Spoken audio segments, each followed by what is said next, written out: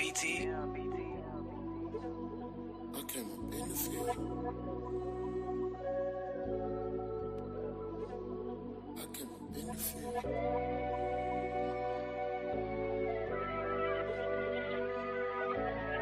30 seconds.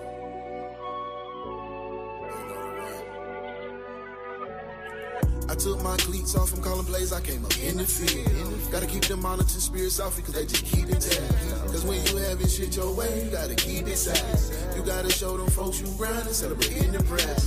Stack your money up real high, get a bitch and disappear. Don't take your goofy ass outside if you got no business with you. Don't tell nobody all your move, keep your motion to yourself. Live every day that you got here like it's the last one left. Hey, all I push here, P, feel like I'm Percy Miller. I'm from the trenches, look out my door, you probably see murder. These streets might give you what you want, but they'll never love you. They'll take everything you own, and they'll leave you nothing. Cause when you work hard in the paint, you must maintain your beauty. Niggas think they ball forever, but only get 3 seconds. Nigga get flagrant with these files, I'ma have to tell them. Cross that line too early, I'm shooting, that's a violation. Splash Brothers from long range, we'll hit your meal tell you. Go back to the crib and kick shit, hood nigga Kuma tell you. I'm gon' crash by my respect, I take that to the grave. I'm gon' do this stunt myself, call me Super Dave. I took my cleats off from calling plays, I came up in the field. Gotta keep them monitoring spirits off because they just keep it tagged. Cause when you having shit your way, you gotta keep it sad. You gotta show them folks you grind and celebrate in the press. Stack your money up real high, get a bitch and disappear. Don't take your goofy ass outside if you got no business with you. Don't tell nobody all your move, keep your motion to yourself. Live every day that you got here like it's the last one left. Watch me finger roll your hoe, just call me George Gervin. I used to serve it hand to hand, but now I hire workers. A Georgia boy take out your knees, but I ain't Todd Gurley. Cocoa butter and bath and body, I like my bitches girly. I want loyalty and respect, and you can keep your love. I got my foot on these nigga neck, and I ain't letting up. Ain't no op ever did shit, they just be talking tough. Right now I'm focused on my vision, and I ain't letting up. Pull out the shiesty in the blicky, and my pockets getting empty. Born with the grind on me, but this ain't no pretty Ricky. Amen, God shined on me, but I ain't no Sherman Hemsley. I got that 9 on me, hit the other team like Denzel. I took my cleats off from calling plays, I can't. Good morning, detective. Good morning, good morning, good morning. We are here. We are live. We are back at work. We have had a great weekend. We got a chance to relax, recoup, and regather ourselves. We are at the most productive day of the week. It is Money Making Monday. For the hood niggas like me, it's Munyon Making Monday. And if you ain't getting to that Munyon, you, my friend, ain't doing nothing. It's over. It's time to grind. If you don't grind, you don't shine. If you don't shine, you don't eat. If you don't eat, you die.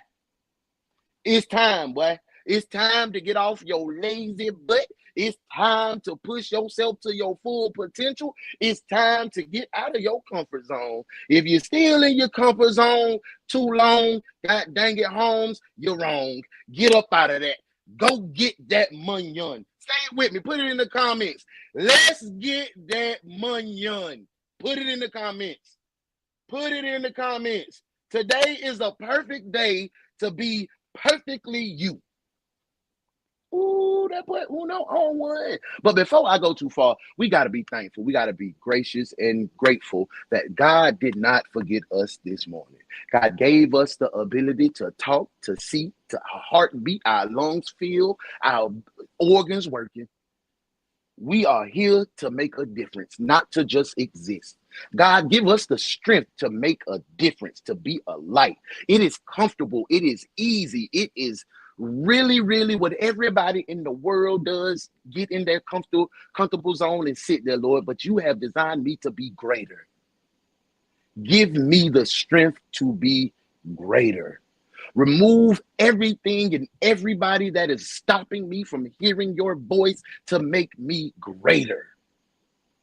Lord, I pray this prayer for everybody under the sound of my voice, because we are demanding from ourselves the greatness that you have bestowed upon us. We have not been reaching our full potential. We have not been giving our 100%. We have not been a faithful steward of your blessings. Lord, give us the strength to be exactly who you designed us to be. Nothing more, nothing less, but the perfect person you made us to be. In the image of you. These blessings I ask in Jesus' name I pray. Amen, amen, and amen. Hey, I had to get that up off me. Yeah, you gotta be sharp. I feel good today. But y'all, the weekend was busy. The weekend was busy. So today we got boom, boom, boom, boom. 2 cases on your butt today. When we come back, we in the break room. Y'all know we done prayed. Make sure y'all spend by the Highway Collection. Highwaycollection.com. That's HWYcollection.com. Enter the discount code UNO. You see, I'm on that highway. I'm on that highway today. You feel what I'm talking to you about? Y'all want to see your boy? Wait, let me show y'all real quick. Let me show y'all. See that? Yeah. Get you some of that. Yeah. You got it. Oh, I had to hit that jail phone real quick for y'all. Y'all know I had to show off a little bit. Yeah.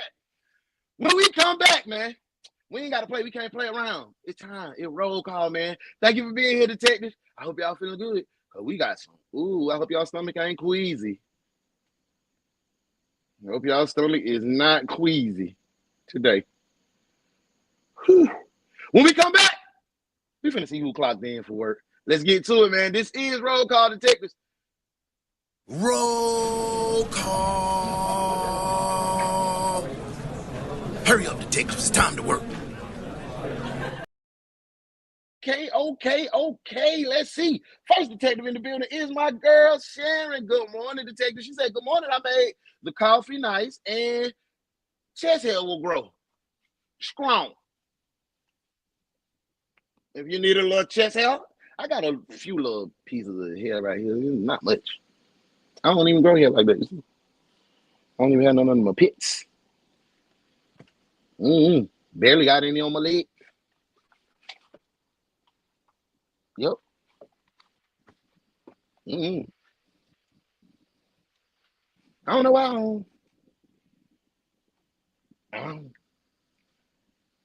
Hey, man, we gonna keep him. Hey, it's that boy Boss Man Blake in the building. Make sure you tap in tonight. It is Grown Folks Talk at 9 o'clock. Grown Folks Talk 912. Go over there, subscribe, hit the notification bell, and y'all will be turned up and turned out.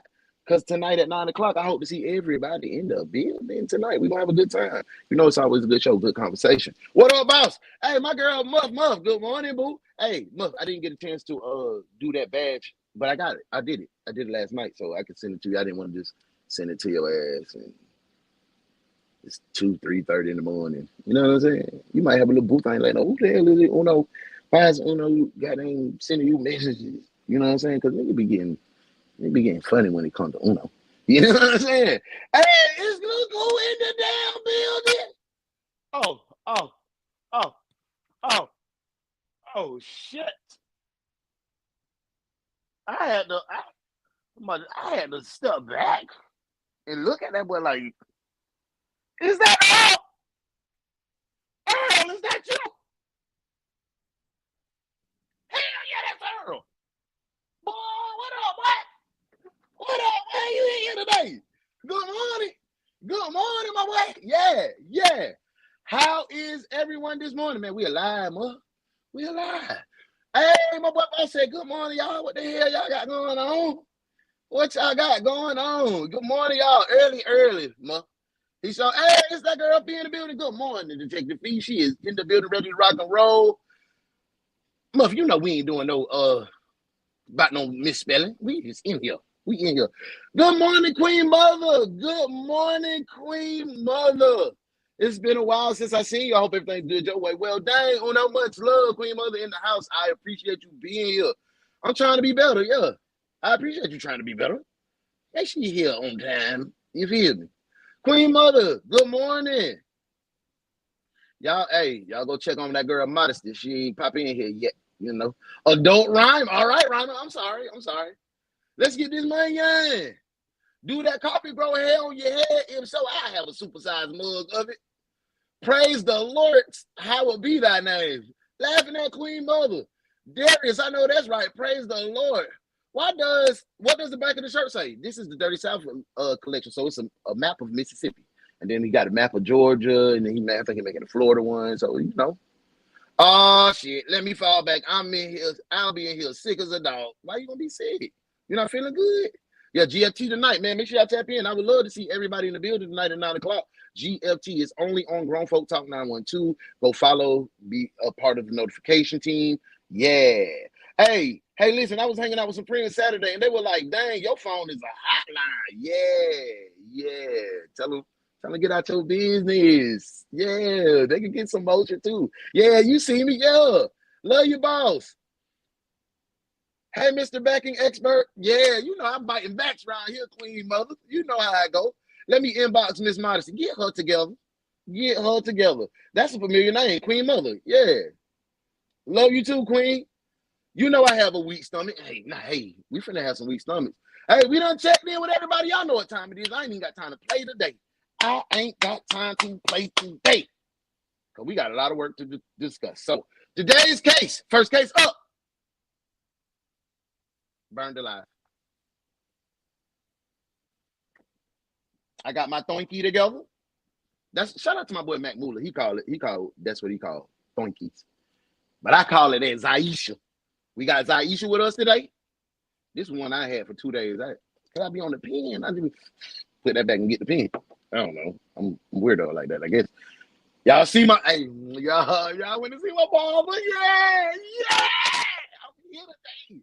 I look appropriate for work today. Appropriate. Hey, I know y'all heard over the weekend too. Our boy got robbed. Hansy, they robbed my boy Hansy, man. I'm gonna show y'all that video a little later on when they robbed my boy, man. It hurt me sometimes because you know that boy World War VI vet, man. That man, I've been through a lot of shit, man. And y'all want to come take the money on the checks from him. You feel me? So I'm gonna let y'all see, man. Y'all, they robbed my boy, man. Welcome to Work Detectives. Let's get on this case, man. Here this morning, police are looking for a the only detective agency capable of handling these grotesque and obscene cases. Look no further than the Ones Detective Agency, where evidence does not matter. We lock you up and figure it out later. Hey, what's up? The Ones Detective Agency, with your captain, Uno the One.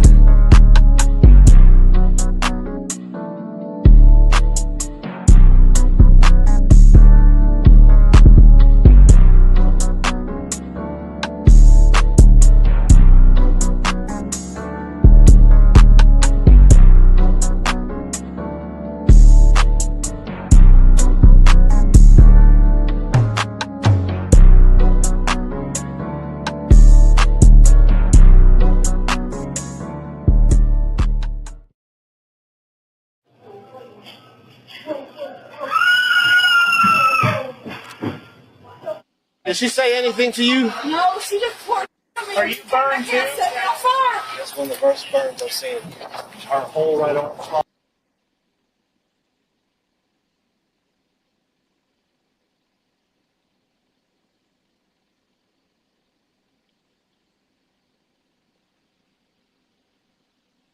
I'm gonna run this back to the top. Shit.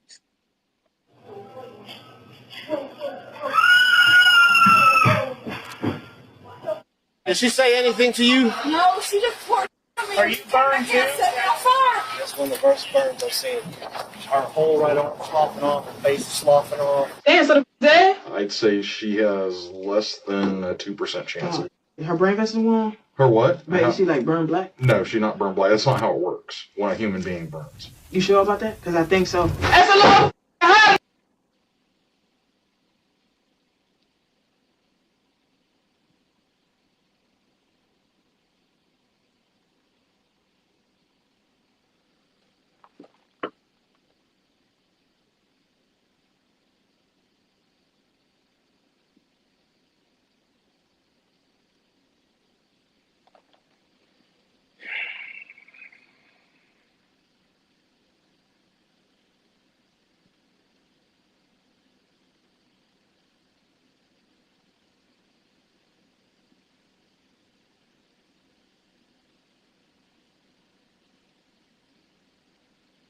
Detective, put the cuffs on this one. At least until we figure it out later.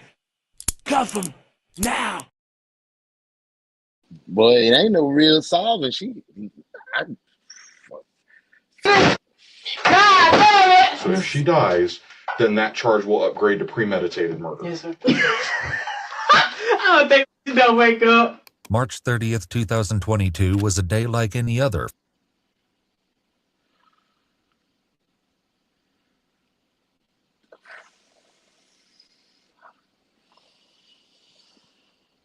Oh, when I get this hair done, but you ain't gonna be able to tell me a thing.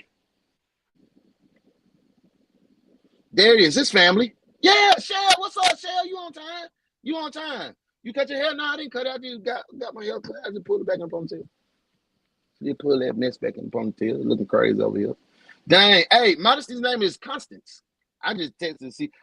School started. She probably taking the babies. And you know, she an hour behind us. Yeah, so she probably taking the babies. It's 8 o'clock. So yeah, she'll spin back. Hey, I seen this. She was wrong for that. Yeah, I didn't see this at all. I didn't even know this was a situation. Oh my God, that's what I'm saying. Starting off with a bang, with a flame. Sheesh. Boy, she fool. She fool, boy. I need some coffee expedition. Oh, them crazy.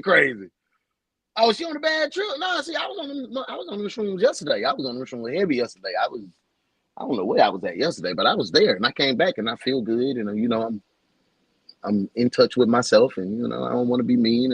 Yeah. Shrooms really did change my life. So yeah, I took me a little trip yesterday, came back. I don't know where I was at yesterday. I don't. I really don't, but it's a pretty cool place. It's peaceful. What I miss? Oh, hey, Sharon, it's still 18 minutes. I can spin it back for you, boo. I can spin it back. But when I spin it back, I just want you to know. Sergeant Hansy, I got another one of these late detectives that can help you. Oh, no, you was here. You came early. You came early with me, and then you had to go do some work, and then you come back. So that ain't no death duty for you. I remember, Sharon. I remember. I'm going to run it back to the top. Let go.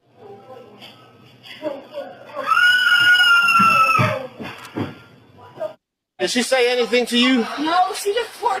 Are you burned too? How far? That's one of the first burns I've seen.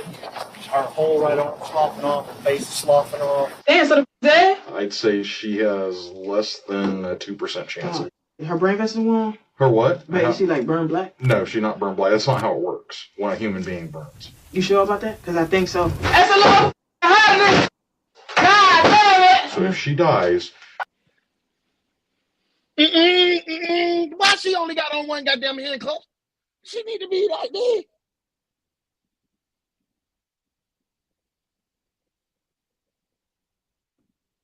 Then that charge will upgrade to premeditated murder. Yes, sir. We love soap opera too. I don't think she don't wake up. Mother, you tuned March into the 30th, right 2022 place. was a So day this like was any other for the employees at a Circle K gas station in Pensacola, Yeah, hey, Florida. I'm sorry. You That is, until a customer doused one of the cashiers in gasoline And and let's go then big, y'all. set her ablaze. The investigators were left struggling to understand what Hey, could have Modesty. driven the perpetrator to Me and do Mark such a came to check horrible on you. thing. I forgot his school What they started. How the uncovered baby? along the way was nearly impossible to We started all good. Then on the modesty for the baby. Yeah. They got to school pretty well, huh?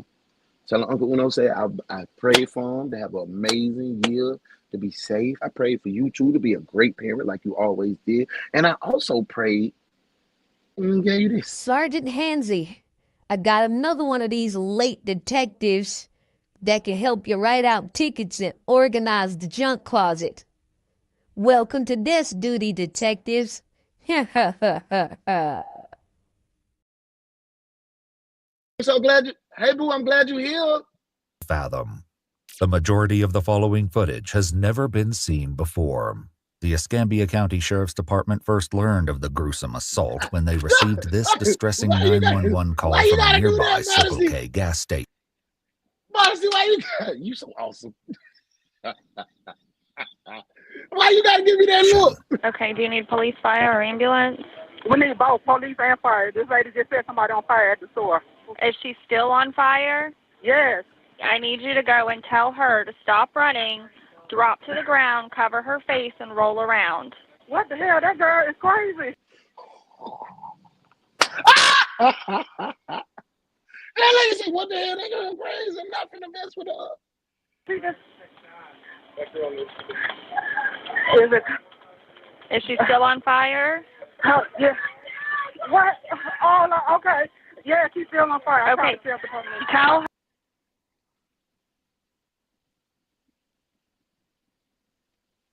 Did you really just ask that question? Are you kidding me? Damn, dispatch, you dumb. Get this person off the phone.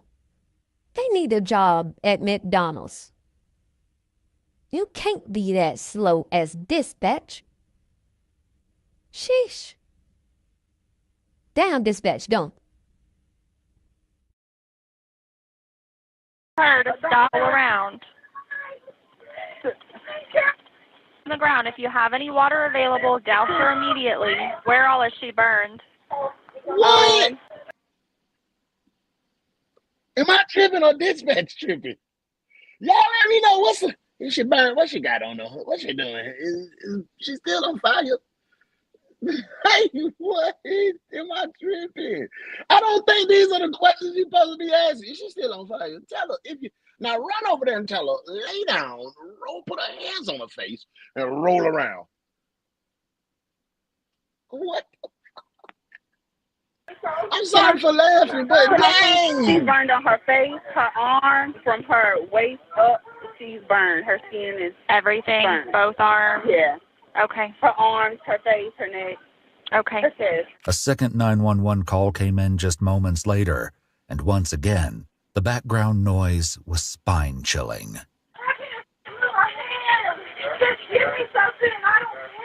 Seeing the carnage in person, though, was so much worse. Hello? Let's go, big. Yes, she's back here. Hey, where'd the girl that set her on fire go? She gone. She just left. Yeah. Yes, that she is going to have to go to the hospital, sir. Oh. Yeah, have an EMS come in. It's going to be a trauma alert. A quick-thinking customer doused the victim, Joey Helmick, with a bucket of mop water. The police would speak with the man, but first they had to deal with the horror still unfolding. Oh! Think about this, y'all. Think about it. I'm on fire. I'm burning. We done burnt our hand before, and that's just one. So some people may have got a second degree, third degree burn before, right? But for the most part, get the hell out of here, fly. It's a fly. For the most part, we done put our hand in the oven, got that eye, and that shit be burned in. And our country ass mama and daddy done told her to put butter on it, so the butter holding the heat in. So we done felt that fire. We done felt that fire.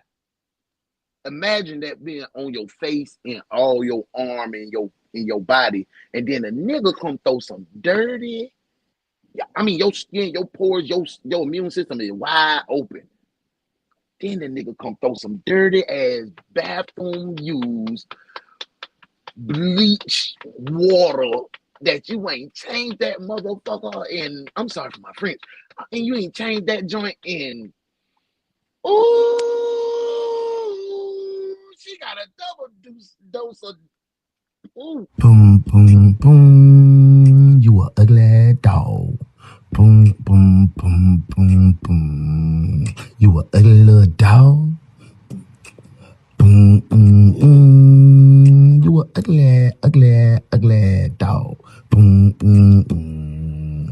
You a ugly little filthy ass dog. Boom, boom, boom. Shockingly, even the victim's understanding of what had happened was extremely limited. Hey, did she say anything to you? No, she just poured. Are you burned too? I can't set me on fire. I didn't even do anything. I just walked in the store. Baby, how old is she? I'm 37. How old do you think the girl that burnt you? Oh, I don't know. Approximately one-third of Joey's body was covered in second and third degree burns. Why do I need to know how old this fool is that threw this hot fragrance on me? Yeah, but they got the wrong person talking to dispatch. Yep.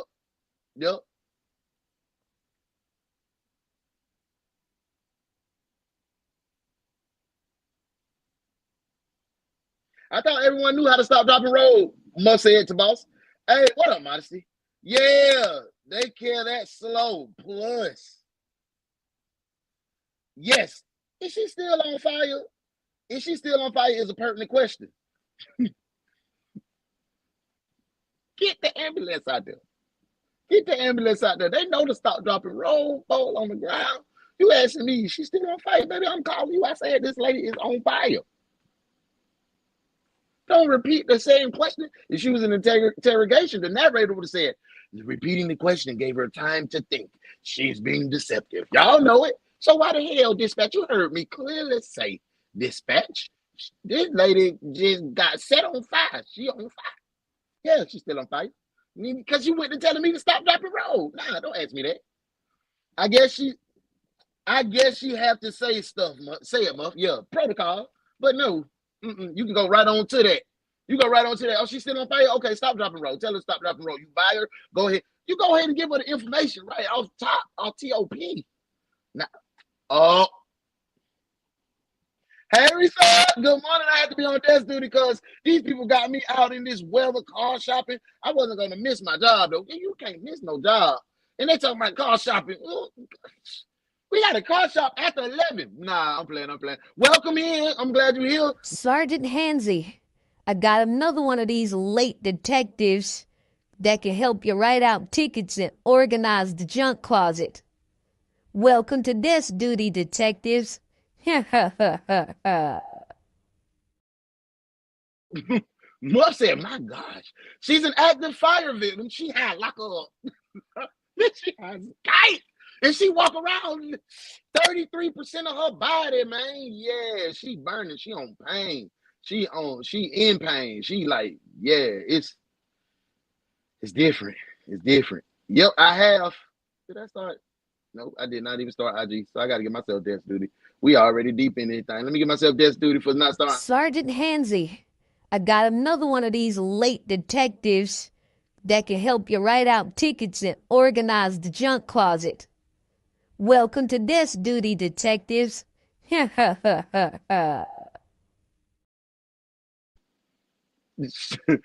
say she don't Even sound like with she the was doctor's fired. best efforts, her condition rapidly Yeah, worsened. She was placed into.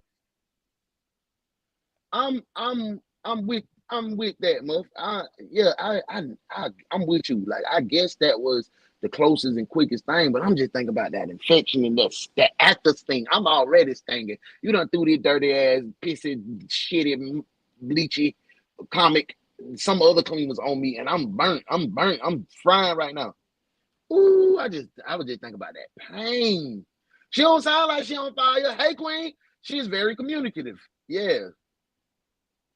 He got to get some information to find her. That camera footage isn't good. Stop, drop, and roll. Hey, yeah, Queen Mother, stop, drop, and roll. Ambulance should have gotten there first, not the police. I'm trying to understand why the caller wasn't trying to put the flames out. Brenda ass was scared, Muffin. She was stop, drop, and roll and run out of there. Oh, shoot, I forgot to tell you. Man. To a medically induced coma and needed life support to survive. In a last-ditch effort to save her life, Joey was airlifted to a specialized burn center in Alabama. Damn. Back in Pensacola, it was the police's top priority to track down the perpetrator and detain them. Oh, this happened at KB's spot. Somebody go get Kenneth Burrell on the goddamn. Tell him to come on. We need to see if this is people, man. Tell KB to come on and see where he at. Before they could cause further harm. Did anybody see where she went? In a car? Luckily, the witness was able to give an incredibly detailed physical description of the suspect. He said the police needed to be on the lookout for an African-American woman in her late 20s or early 30s, wearing a black sweat. Brenda just walked off like she didn't do nothing. She came, when they say walk you down, this is exactly the definition of walk you down. Ooh. Suit with yellow zipper details. Her toenails, he said, were painted with blue glitter polish. The description was broadcast to all the units.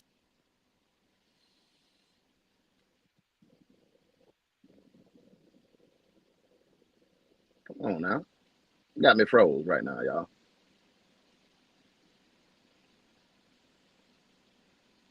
Finally, the internet tripping because it's raining. It's raining here. The internet tripping. And I did find out that Comcast came out and they found out it's somebody hit the internet, the cable little thing, the little thing that poke out of the ground like this is usually like a lighter green. Somebody backed up into it, my mama. They backed up into it and it disconnected, but it didn't disconnect the wire all the way. So it's like touch and going. So they got to come out and fix it on Thursday. But I take my baby Friday, so we're gonna have to thug it out. We're gonna have to thug it out. So every time it rains, the water get in there, so it makes the internet like finicky. You see, we've been rocking out all last week, but we got some early morning rain. So I'm sorry about that this morning, y'all. Hey, she said, "Oh shoot, I forgot to tell you. Oh my goodness." She walked her down, Modesty. Walked her down. With open-toe shoes on. Her elevator only go to the second floor on the 20-story building. That light bulb is dim up there. That light bulb is not on. It is not on. It's on scene, and it wouldn't be long before the police caught up with the person responsible for this heinous crime. Yeah. Cream over. She a fool.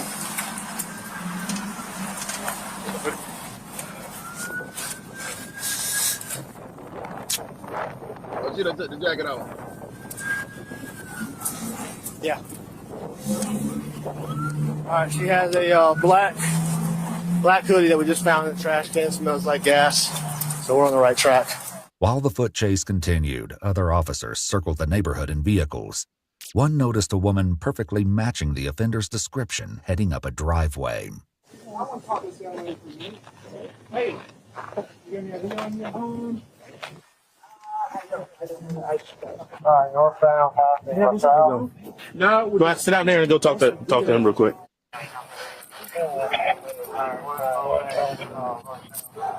I do too. I wonder what happened. Did they have some past interactions?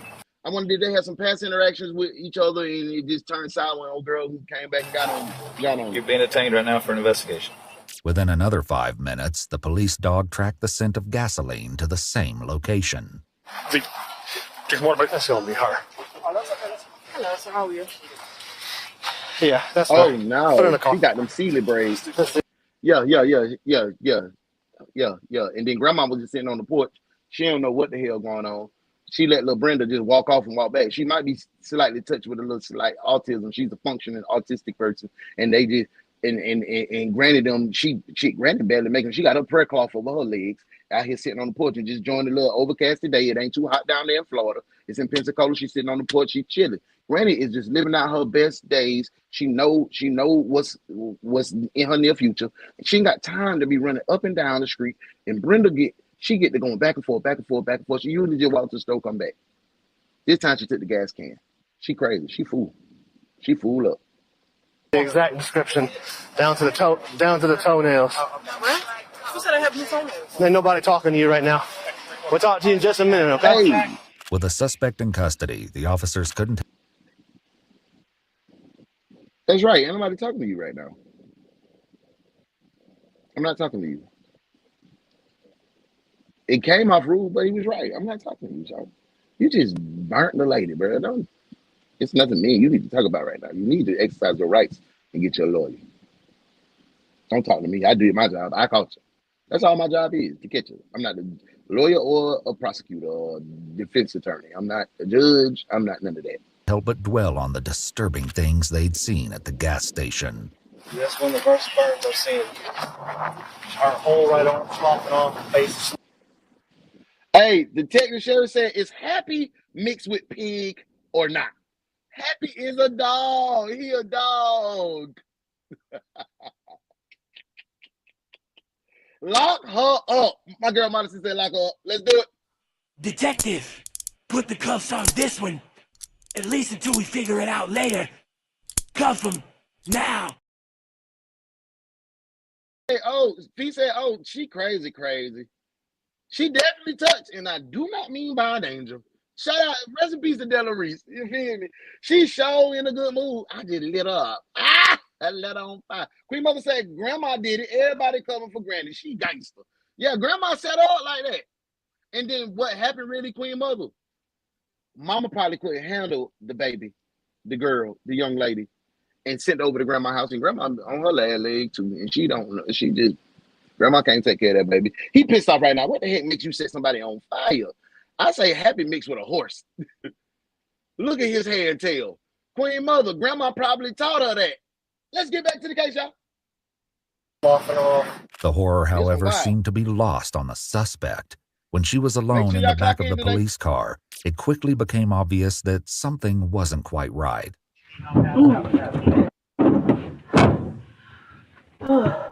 Miss, can you look out for some people? Some people, please, all these guys. I had a long way to go. I gotta go to prison. Let me get my public defender. Did I do it? Nope. He catch me? Everybody know I go to jail. Don't worry about it. Did I do it? I don't know. Did you see me? See me? See me? I'm real. I'm real. They ain't gonna take that. I value me. And she want me a butt, I die, but double the back on them like bus. Put the shit in the outs for us. Money make me too, right? Money make me stupid. Believe it or not, this was nothing compared to some of her later behavior, which would pose a significant barrier to understanding the crime. She in there singing that Future. Before departing the scene, the police also spoke to the elderly owner of the home where the suspect was apprehended. She was a friend of the suspect's family. She said something to you about a gas can? That's something like that. Gas can. I ain't worried about it. Well, we might be worried about the gas can. Hey, now, hey, Sergeant Joe. Pipe down on shot it, man. We don't do that in the hood. You get your ass dealt with. Don't do all that rigmarole with grandma. Grandma ain't had shit to do with that. You caught the person that you needed to catch, the gas can at the store. Don't ask me about she ain't got nothing to do with that. Now move around, sir. You got the person that you need, move around now. Don't piss me off this morning. I'm having a good morning. Don't piss me off this morning, officer. Where would it have been at? She had it when she left me. She said she's going to get some gas. I said, for what?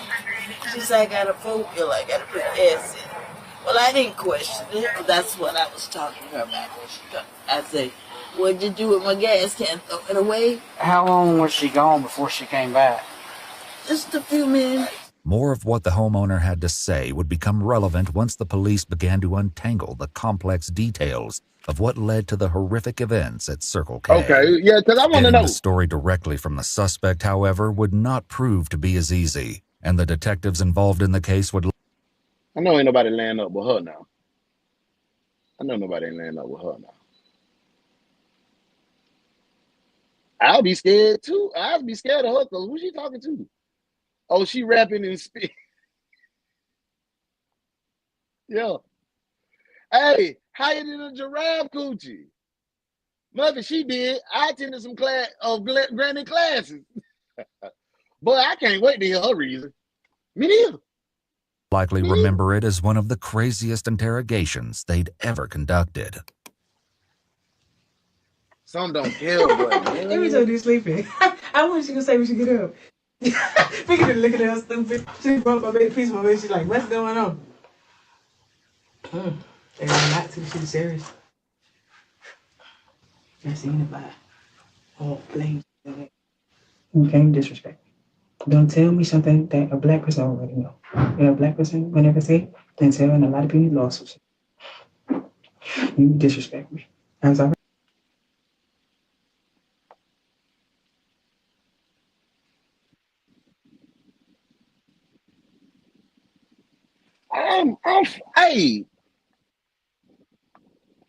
I'm flabbergasted this morning. Like, you know, I'm always the type, and I done been on the shrooms, so I'm in myself right now.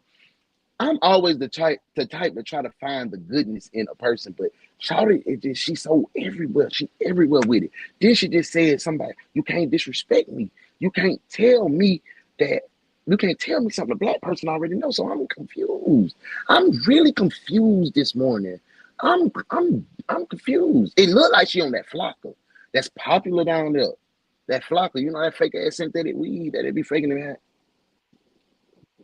Remember the last time that flocker had an outbreak in Florida, folk were talking about this zombie apocalypse because the man had bit off the man's face, ate the man's nose on that flocker. Boss said it might be that dog food. It might be that dog food. Hey, like you said, evidence don't matter. We locking her up. She got to go to jail. I am, Sharon. I'm stuck like Chuck. I'm looking like, wait. Nah, I would have kept her cuff behind her back. She might can lift it. Yeah, that one I'm flabber. My flabber is gasted. Yeah, like I don't know. She's saying like you can't disrespect me, you disrespect me, and then I put the pack on her. Like she talking like that. And what's so crazy? I understand what she's saying. And does that make me crazy? Hey, this me looking at this. Like she on something, cause what the hell? Sharon, all of them crazy. What is dog food, heroin? Dog food, that's what they call it, dog food. Yo, she owned that dog food. She gotta go to jail. Now she gotta go to the psychiatric ward. She gotta go to high security. Do they got maximum security psych wards? People in there. And for me to jump on the couch and take the cash. You still mind though. You can't. This is what happened. You gave me that shit. I didn't say that when I walk up. You said something. The man said, "You gonna monkey." Excuse my name. You came standing there looking like a monkey. Why didn't you just call to work around to this way like me? She gave me some gas. Yeah, well, she gonna have to come back to see her. Damn. The money make the real skin. The money make the girl scream. The represent 2010. The reason Betty was behaving this now way you saying would have why? to be determined sooner. Now you are quoting YNW Melly. Rather than later. What police learned would have a huge effect on the case, Yeah, that's what it's called. particularly when it came to the question of motive. What's up, baby? Yes, sir. How you doing, ma'am? You need something? Because a good cut of heroin is usually brown, and it come in little nuggets, like little rocks. And then if you put them all together, if you got a lot of a quantity of that said drug, it looks like a bowl of dog food. It looks like kibbles. Drink? Yes, please. You want some water or what? Can I have some juice and soda, please? What kind of soda you want? Please, sir. I mean, we got Coke products. Coke, Dr. Pepper, Mountain Dew. I'll take Dr. Pepper, please, sir. Dr. Pepper. Oh, Dr. Pepper. We have something in common. Love me some Dr. Pepper. What's your name, sweetie? Sir, my name is Betty Jean McFadden. Betty? Betty Jean McFadden, sir. Is it okay if I call you Betty? Betty Jean. That's my first name. Awesome. Betty Jean. She was raised by her grandmother, Willa Mae. Betty Jean. Yes, sir. It's a pretty name. Thank you, sir. Where do you stay at? I'm homeless. Though All Betty had her been picked up at a personalities. house, she clarified that she did not live there. The homeowner said that in the past, Betty and her family members had stayed with her, but that was no longer the case. This was a great start to ironing out what had happened at the gas station that day.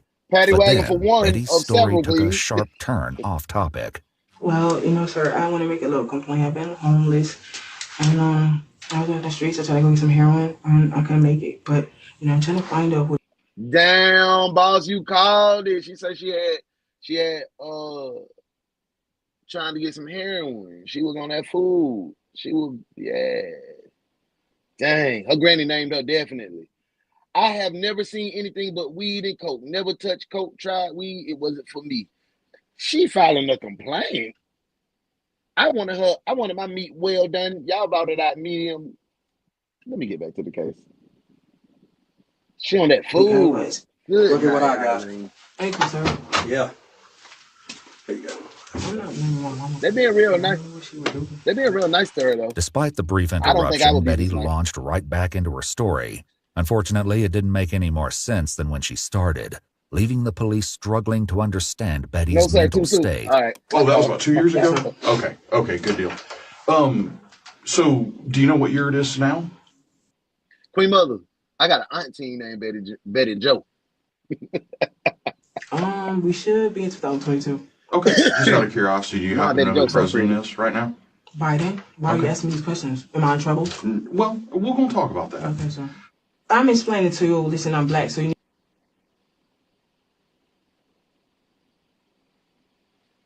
Did she say, am I in trouble? I'm sorry, Listen Mug. to me I because ain't it's a gonna say it complaint. no I don't know more. what's going on. I don't know why I'm in here. So don't get an attitude with me, okay?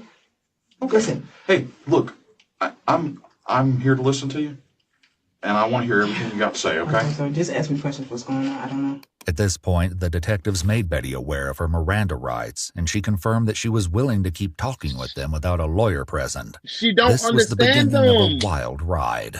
I'm just a little upset right now. I understand. Hey, look, I'm just trying to get to know you because you and I have never met each other before. What's going on here? And so all I want to do is... My hair, sir? We'll talk about that, but I want to get to know you a little bit. What's that paper?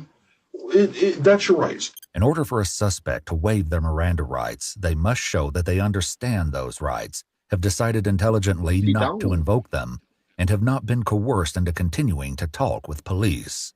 The fact that Betty almost immediately demanded to know what the paper she just signed was isn't a great indication that she understood her rights. Can you kind of tell me what you did today? Start from when you woke up until right here with us meeting. So I kind of did something that I don't know what I did. What's the next question? Okay. So you said that you did something today because something upset you. So tell me about that. Somebody came to me. White corporation came to me, said something to me, but it wasn't intended for her. I was going there to do something to try to be a criminal, which I am. Okay. Where's there? You said you were going there. I went to the store, so to mind my business. I just wanted to go get me soda, but I mean, I'm not gonna keep telling you. Just tell me what's going on. I'm not telling you anything else. Well, why do you think you're in here? I mean, I don't know. I did it. Okay. Well, what did you do? I mean, I went in the store and did a criminal act. And that's what I'm saying. What was that criminal act? I'm not telling you. Though Betty was currently reluctant, her story would come out in due course. As it turned out, she was hiding more than anyone expected. Okay. So did you go to the Circle K today? Was that one of the stores you went to? Yes, sir. Okay. Did you get some gas? It's not funny, sir. Listen. The woman that worked in she.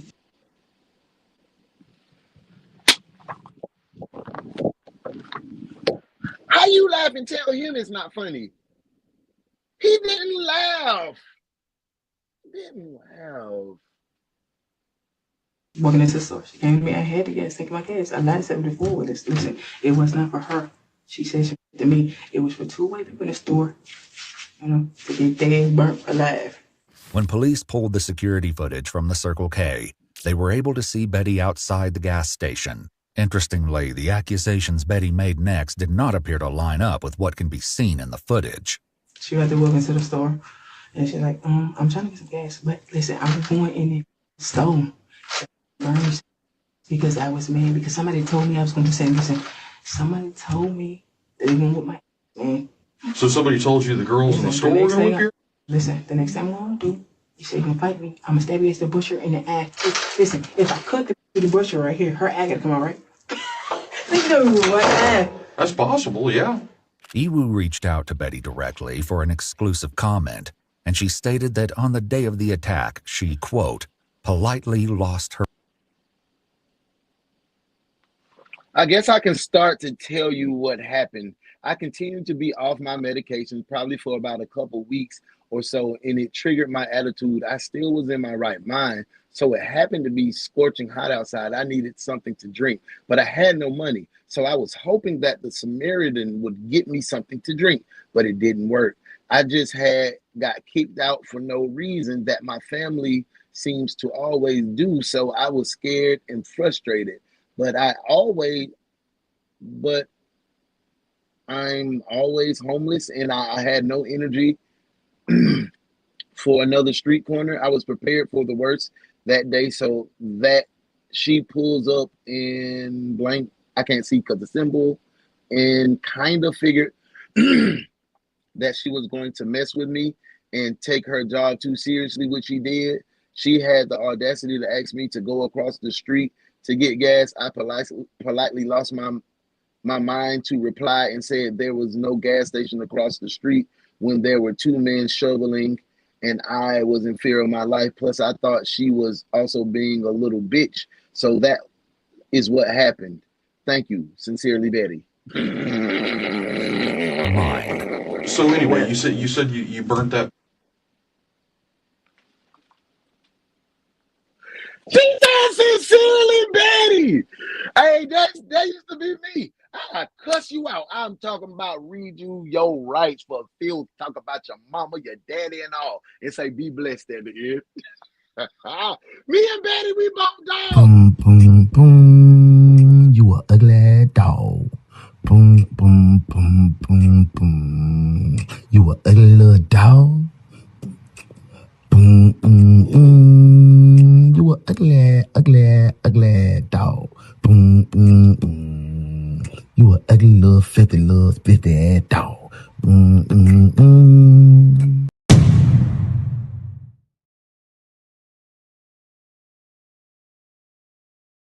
Listen, the two white people and it's still gonna burn. I tried when I seen the glass up, I was trying to go jump and get out the register. Do they have the keys on them when you go in? It depends. Every store's different. Every store works different. I don't know if they do. So just because again we kind of switched there, so I just want to check. So you were trying to get the money? Politely lost my mind. Listen, that was my first attempt. Until she said she to me. She was like, "Oh, what the say?" She gonna come up to me, man. Listen, it's not for her. If I did something to her, I got a witness. And I apologize. I know this was going on. I said, listen, I had something to do. It's not intended for her. I was gonna burn a black. Sitting around here looking stupid. I was like, damn, yo, I had to do this. So did you decide to throw the gas on a woman because she was white? Is that No, what? sir. That didn't matter. No, sir. As the investigation progressed, Betty's allegations against the clerk would be disproven again and again. So the goal was get them burned up, get the money. Yeah. How come you didn't take money this time? Because you didn't go back and get money. I could, but it's too quick. I wasn't thinking. I tried to get the money. The money still got to be mine, still, sir. I'm not stupid. Have you ever done anything like this before? No, sir. But I've been in trouble. What have you been in trouble? Aggravated assault. Okay. Right fight. Okay. That's how I think. I can't. I be always getting in trouble. Okay. Did you do? She's not crazy. She's a junkie that was going through withdrawals, and they got a hold of some bad dog food. Had her turned up.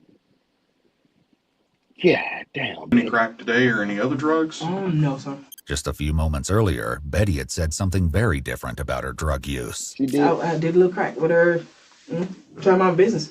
I'm still focused on doing it for myself. And if I say I'm gonna do it, I'm gonna do it. Okay. Another of Betty's quick comments also led the police to crucial information. I just got out of jail. Only been over 10 months. There was more to this part of the story than Betty initially led on. Betty had been arrested multiple times in the past by the Escambia County Sheriff's Department, once while completely and inexplicably nude. However, one arrest in particular stood out, as it indicated what could be a concerning pattern. Back in June 2019, Betty was arrested for throwing a rock at a convenience store clerk who asked her to leave. When the police arrived, Betty scratched and bit an officer while they attempted to place her under arrest. While there's no footage of the arrest itself, Betty's behavior in the police car was dishearteningly familiar. I don't collect your rocks, evidence. You don't got no rock, you. Come on, man! Don't tell me! That's a big boom! You're the one that said. Hold up! See, can I get up? Help me! This guy. I want to. They're going to take me anyway. Oh, okay, I'm out. Hold up. Shut up. You're not getting any, but you're not going to get any more. And if you choose to stick in, I'm going to keep scratching you. According to a Escambia County Sheriff's Department report, Betty done got big as a fool. I'm here looking like, damn, they finna put Betty in the car. They gonna put Betty in the car soon. I'm thinking they finna put Betty in the car soon. Ain't Betty, that is Betty. Betty done ate a person. Betty is big. What the hell happened? reports, Betty's mother did not believe her daughter should have been released from jail due to her continuing issues. As the interrogation continued, the full extent of those issues would be brought to light. And I guess that's what I'm trying to understand. Is when...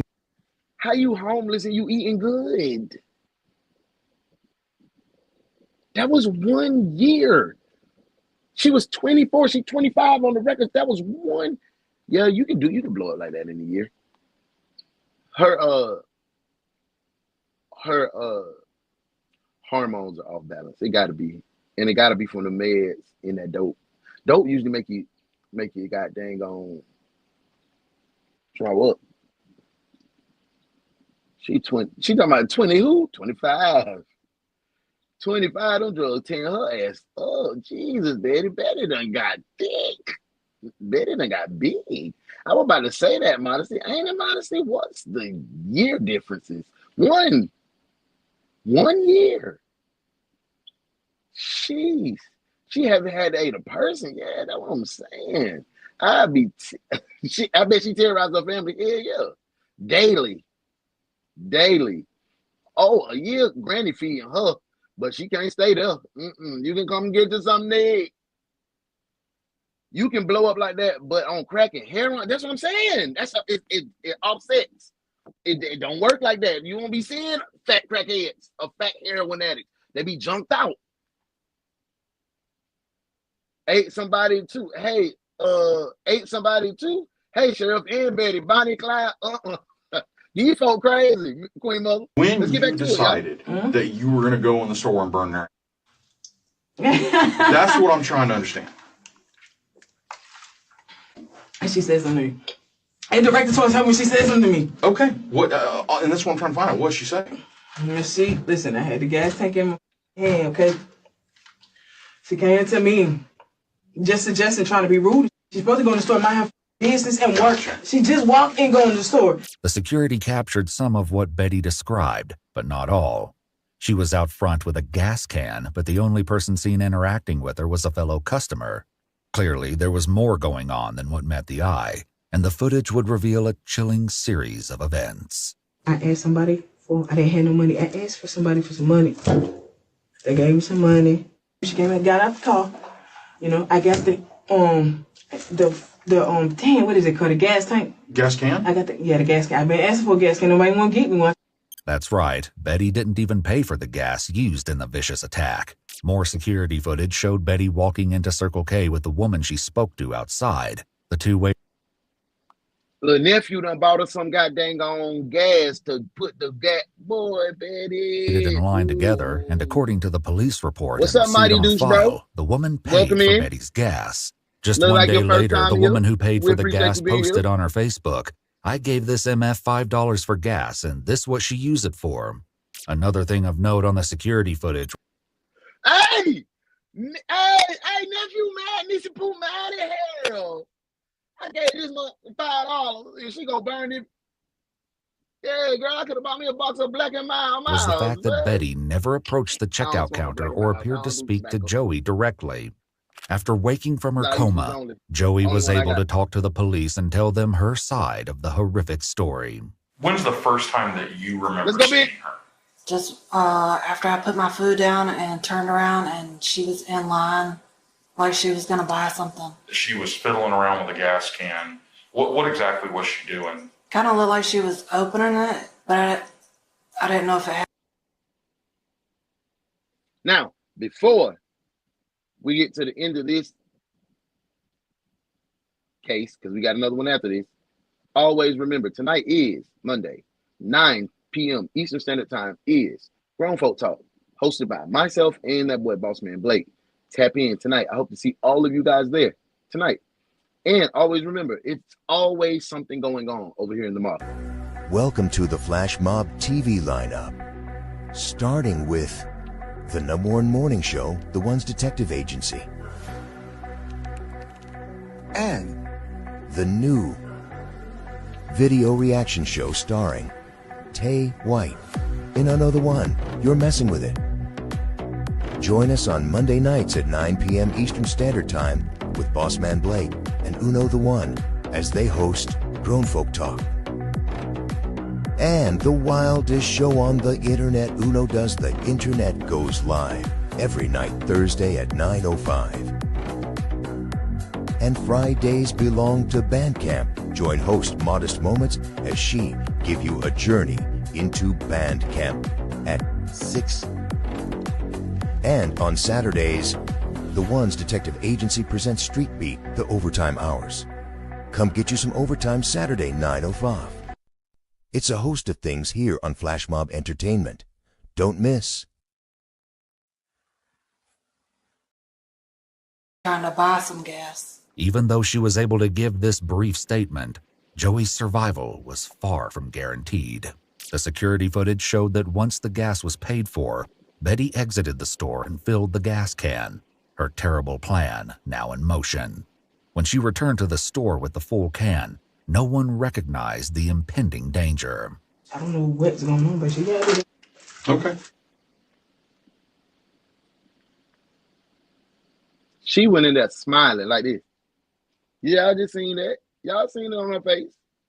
I went in there, on school day, throw the gas on it. She threw me. I threw the grass on her. She ran back there. I had matches in my jacket. Okay. Ripped the match. Threw it on there. Okay. I mean, I don't know how people burn. I ain't give a. So you didn't care whether they burned or not? No. I seen it burn on fire. Shit, Okay. flames going everywhere. I just walk at the stove. Joey also couldn't add any more context to the senseless attack. And you said she poured gas on you, it got in your eye. Did she say anything to you? Mm-mm. Nobody said anything to anybody. I looked up in the doorway to, to come in the office, and all I seen was a match, and she just stood on me. Betty's own recollection failed to account for the true horror of the attack, but the security footage would reveal the full extent of the senseless and terrifying act. Currently, though, the focus remained on Betty's version of events. She just pissed me off. I got mad. I ain't saying anything. And once you're mad, there's no going back, right? Yeah, but she still got an attitude when she said it to me. I got you. Yeah. So it was less about what she said and more about how she said it? Everything she said. Listen, it wasn't even about no color, man. I don't see color like that. Oh, good. And the only reason I bring it up, you brought it up. So I'm just trying to make sure I got my head wrapped around it, okay? Because again, I want to understand. Throw them all in jail, Queen Mother. Even after speaking with Joey, the source of Betty's rage remained a mystery. I'm talking about fully satisfied. Never. And so you don't recall having any interaction with her that day or at any other time? No. Earlier in the conversation with Betty, however, the police had learned a critical detail about her suspected hallucinations, which could have massive implications for her motivation. And you said, I heard you say that you have schizophrenia. When were you diagnosed with that? 2007. So what does the schizophrenia cause? What is that? How does that work for you? They just say that I'm hearing voices and seeing things, but when I get upset, nobody can calm me down. Like if a person is thinking I'm going to do something wrong, I probably still going to go ahead and do it. Okay. It's like, provocation. Does that make sense, sir? So, this is what they diagnosed me with. I don't have nothing to do with that, okay? And that's my point, is that she can speak well at times. Provocation. You understand that, sir? And then she go back and she's schizophrenic. Do you but believe that still doesn't give you this? You know what I'm saying? You said you was off your meds. Or do you think it's just kind of okay? So you don't believe you have it? No, sir. So is that somebody telling you hear voices and you see things? Or sir, I don't know. Listen, don't ask me this again, okay? Okay, no problem. While this provided some context, a medical diagnosis didn't even come close to excusing Betty's dreadful attack on Joey. What Betty admitted next highlighted her spine-chilling intent. You wanted her to burn. Is she dead? She probably is gonna be. Damn, that's up. Well, I thought that was your point, though. I thought that's what you wanted to do. Listen, I don't give. The flame's going. I never burned somebody before. I got you.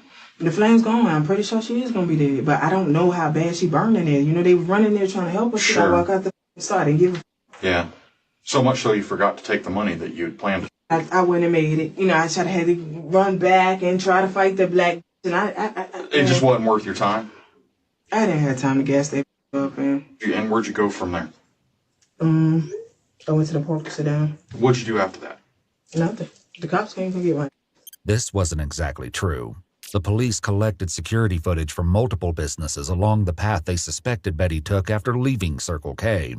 Lo and behold, Betty popped up on the CCTV recording from another gas station and convenience store called Lucky 7.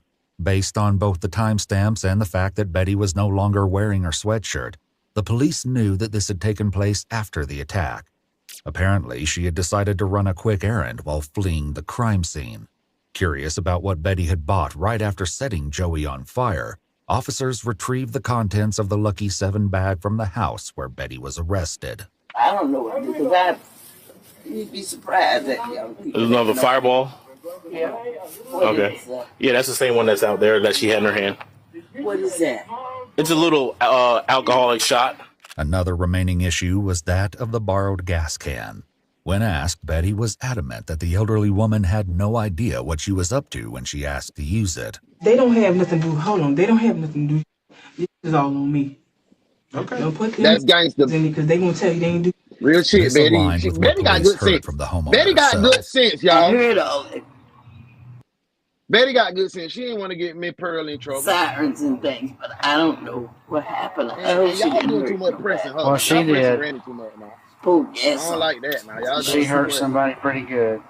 During the interrogation, the police continued to Yeah, try be to on her understand the ass. Be on role Betty's Betty's ass. mental illness played in the horrendous crime. Perhaps as a result, things would become even more intense. Betty made it clear that she was not Too well. pleased that she had to take medication due She to might side be effects undercover like Queen weight Mother. gain. However, she also said that in order to receive money from the state, she had to take her prescription as ordered. Whether she was actually complying with this order was... Oh, so the medication put that weight on them. Makes sense. Makes sense. Well, damn, she's definitely schizophrenic, so she don't ever need to be off her meds. And she did. She crashed. Yeah, they should have left Granny alone. She's definitely not insane. She done got lunch. Now she got a soda and 2 shots. Bag of impossible chips. to say. So what happens if you don't Feeling take your a little medication? parched. I could take it. Or what you mean? So do you feel different when you don't take your medication? No, sometimes. Okay, well, I don't believe I need the medication, but that's my illness, so I don't have a choice. And you took your medicine this morning or no? No, so I did. You didn't? When's the last time you took your medicine? The night before. Okay, so last night. Is that when you normally take it at You night? had been off your medicine When all for a this couple was your story, your latest story now, Betty. You said you had been off your meds for a couple weeks. Now make up your mind, baby. Are you crazy off your meds? Or you're not crazy and on your meds? What's up? going on? Were you like seeing things or hearing things? Hell no, man. So as far as you're concerned, like your mind was on what you were doing. Yes, sir. So far, the conversation was progressing well. So the drastic turn it took next was completely unexpected. Sir, what do you think the Social Security office is going to do? I don't know. I mean, obviously this is, it's kind of serious, Betty. Yes, sir. I mean,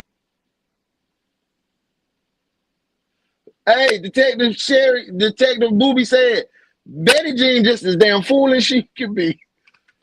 What is she talking about? The Social Security? She talking about that check. Is they gonna cut off my check? Is they gonna cut my damn check off?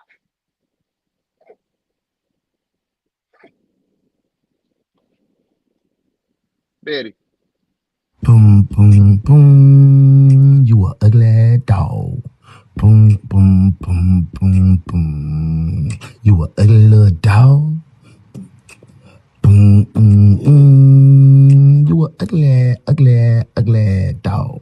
Boom, boom, boom. You a ugly little filthy ass dog. Boom, boom, boom.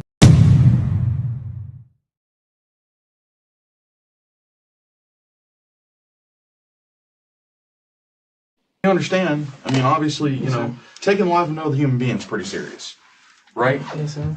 I mean, there's no BSing about that, right? I mean, clearly, Why did she we got a lie? problem here. Yes, sir. I mean, and that's why we're talking. It's because of what happened. That dope. And That Well, dog if food she got a thinks she gun. gonna die, she Ain't thinks she crack. gonna punch me. I kill her too. I just told that girl put the gas on it and blame, but I didn't get there fast enough, so I don't know. Maybe she got to explain it to somebody else. Okay.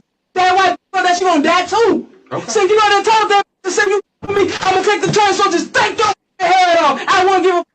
I got you. She probably wanted to be mine again. Take the chain, so just shake it off the. Okay. I would have put on black, white, whatever, just wrong with the chain, so just take the off the. Leave me the alone. I didn't give a heavy off the. Thank you so much. Be back. You can take your Dr. Pepper, okay? We'll be back with you. Listen, I know I'm not getting out. Probably like, probably. Oh, I don't know, man. That's not for me. He got the fuck out. Bruce said, okay, thank you. He's okay.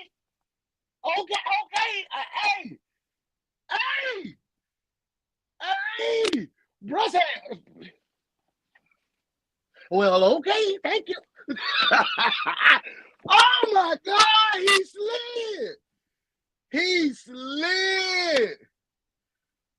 Oh no, I would do the same thing. You figure out. There's a dead? She's not dead yet, but it ain't looking real good. Okay, sir. I mean, she was burned pretty badly. I mean, she's pretty Yes, serious. good. So, I mean, usually when somebody's burned that bad, Scared, they usually don't survive. So they had to take her out of state to try to treat her because she's burned so badly. Is it like black spots or something? Oh, yeah. I mean, she's not even recognizable right now. So. Damn. Okay, sir. I mean, that was your goal, right, though? So, I mean, you did what you set out to do. Yes, sir. A man in line behind Betty at Circle K had heroically attempted to rescue Joey. His recollection of the attack was bone-chilling. And so I'm hearing this screaming, so I go back there, and the girl's from the waist up is on fire. And what do you do at that point? Well, first thing I'm looking, all right, what can I do to help put it out? Well, thankfully, big mop bucket full of dirty water. I picked it up and doused her with it. We got all the flame out. Thankfully, the man himself wasn't injured. However, he wasn't the only person who intervened, and another bystander wasn't so lucky. Joey's co-worker, who we will refer to by the pseudonym Veronica, was in the back room. Hey, let's see. Where's she going? She ain't going to need no check. Hey, what's up, bro? What up, OG? I hope everything good your way, man. I hope you had a good weekend. Everything smooth. Dion said, I'm late. I've been trying to find the live. I've been trying to find the live for an hour. D, you know what? Today I was like, I ain't gonna send it out. I ain't gonna send it out to everybody because everybody, a lot of people be complaining when I send out because I'm working. I'm chasing my dream. So people will get mad at me when I was sending the DM out. I was sending the DM out. The people they was blocking me and all kind of shit. Like, damn, made me feel like. So I stopped. I stopped sending it out, but I'll send it in the mornings for you. Every morning at 9:05, we're gonna be here right on my. If you jump in on my Facebook page, right on my page every morning, you can tap in, bro. But I'll start dropping the live in your inbox if you don't mind. So big salute to you. But I appreciate you being here though, for real. And what's Sergeant Hansy, I got another one of these late detectives that can help you write out tickets and organize the junk closet. Welcome to Desk Duty, detectives.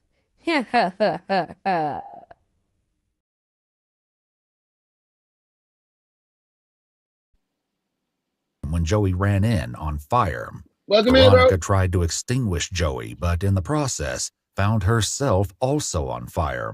Betty's eventual reaction to finding out that she'd accidentally harmed someone else would drastically contrast her attitude towards knowing that Joey was fighting for her life. First, though, Betty made yet another chilling comment moments after the detective stepped out of the room. I don't think they'll wake up.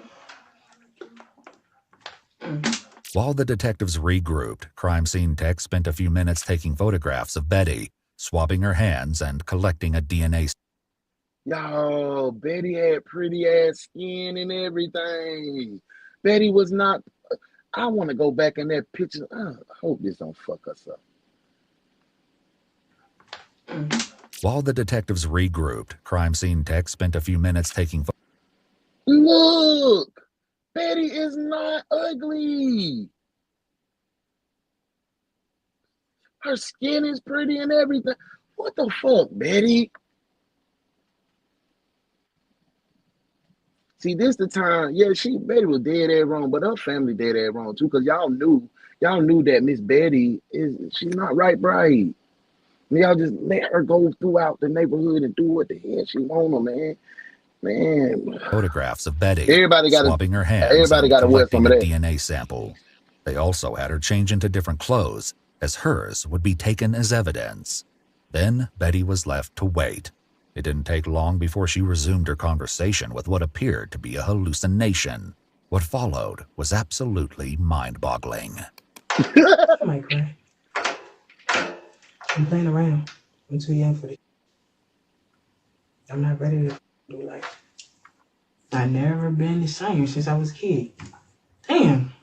You better turn the lights down. I gotta get off drugs. I started crack on 19. I'm 30. I've been doing it for 11 years. He will kill y'all. Let me relax. She's 30. She was supposed to be cool. So when she got arrested, she was 25. I don't give a about you, what you got going on. I don't know who the family is. I don't give a right now. I don't care. Man. I'm getting mad. I'm gonna calm down, bro. Oh, okay. This was hardly the only shocking aspect of Betty's hallucinations. Hey, man. I'm on camera. Not ready. Wanted to bring it back. I don't want to bring. She just sitting there. So you see me the gas. Move out the way. She stay looking stupid. Keep moving around. If somebody me, I do this again. She cannot be up there crying, man. That would break my heart. I didn't mean to get her involved in today. Some people don't want to get money. These white people. They need to get money. Yeah. I would have been out of there. I think they're still sitting up there singing. Damn, it's broken. That should do the white over there at the store. I wonder what she gonna say. No, it has nothing to say. This is a place that I get to live. Instead of being killed in the streets by one of these killers. Besides me. A lot of people, I guess so. I'm not about to be taking no medicine. All of this was obviously worrisome, but paled in comparison to the disturbing questions Betty asked when police re-entered the room around 2 hours later. Not a tranquilizer! Yes, sir. You good? Okay, sir. You doing all right? Yes, sir. I'm okay. Good deal. As soon as the officer sits down to talk to her again, Betty quickly turns the conversation to something grisly. I was gone for like 15 minutes, so she was sitting there burning. You know, people helped her. They didn't just let her burn. Okay. There was another woman in the store that also burned. What? Because she tried to help her. Oh my God, so she died? What was her race? She hasn't died. Okay. She's white. Does that matter to you? No. So somebody tried to save her, but she burnt too? She got burned, yeah. Is she alive? She is. Okay, she at the hospital? She is. Is it bad, severe burns? Not too bad. Okay. Veronica was also taken to the hospital for treatment, but her injuries were far less severe. Although I suffered minor physical injuries at the hands of Betty McFadden, it was more the mental anguish that I suffered. PTSD, the anxiety, and the mental breakdowns made it difficult to function normally most days. The reoccurring nightmares of that day made it difficult to sleep. To this day, I still hear horrific screams, and they will resonate in my head for the rest of my life. It took several months of therapy and medication for me to be able to go back to work. And she was able to go home the same day. So y'all got me on the video. They had to play the tape or stuff with me. Yeah, you too close to me, baby. In the back like the match? Yeah, we have it all on video. I like the match in the back on the... Yeah.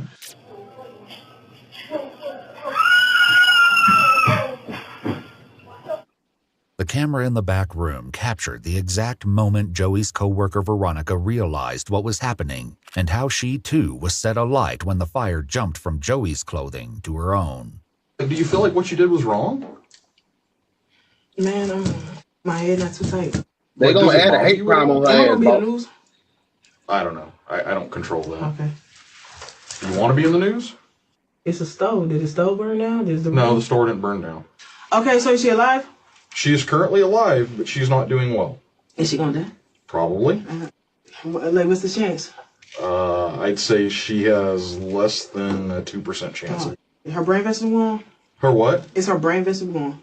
Is she breathing with, like... No, she's not breathing on her own. How does that make you feel? Life support? Yeah, basically. But is she, like, burned black? No, she's not burned black. That's not how it works when a human being burns. You sure about that? Because I think so.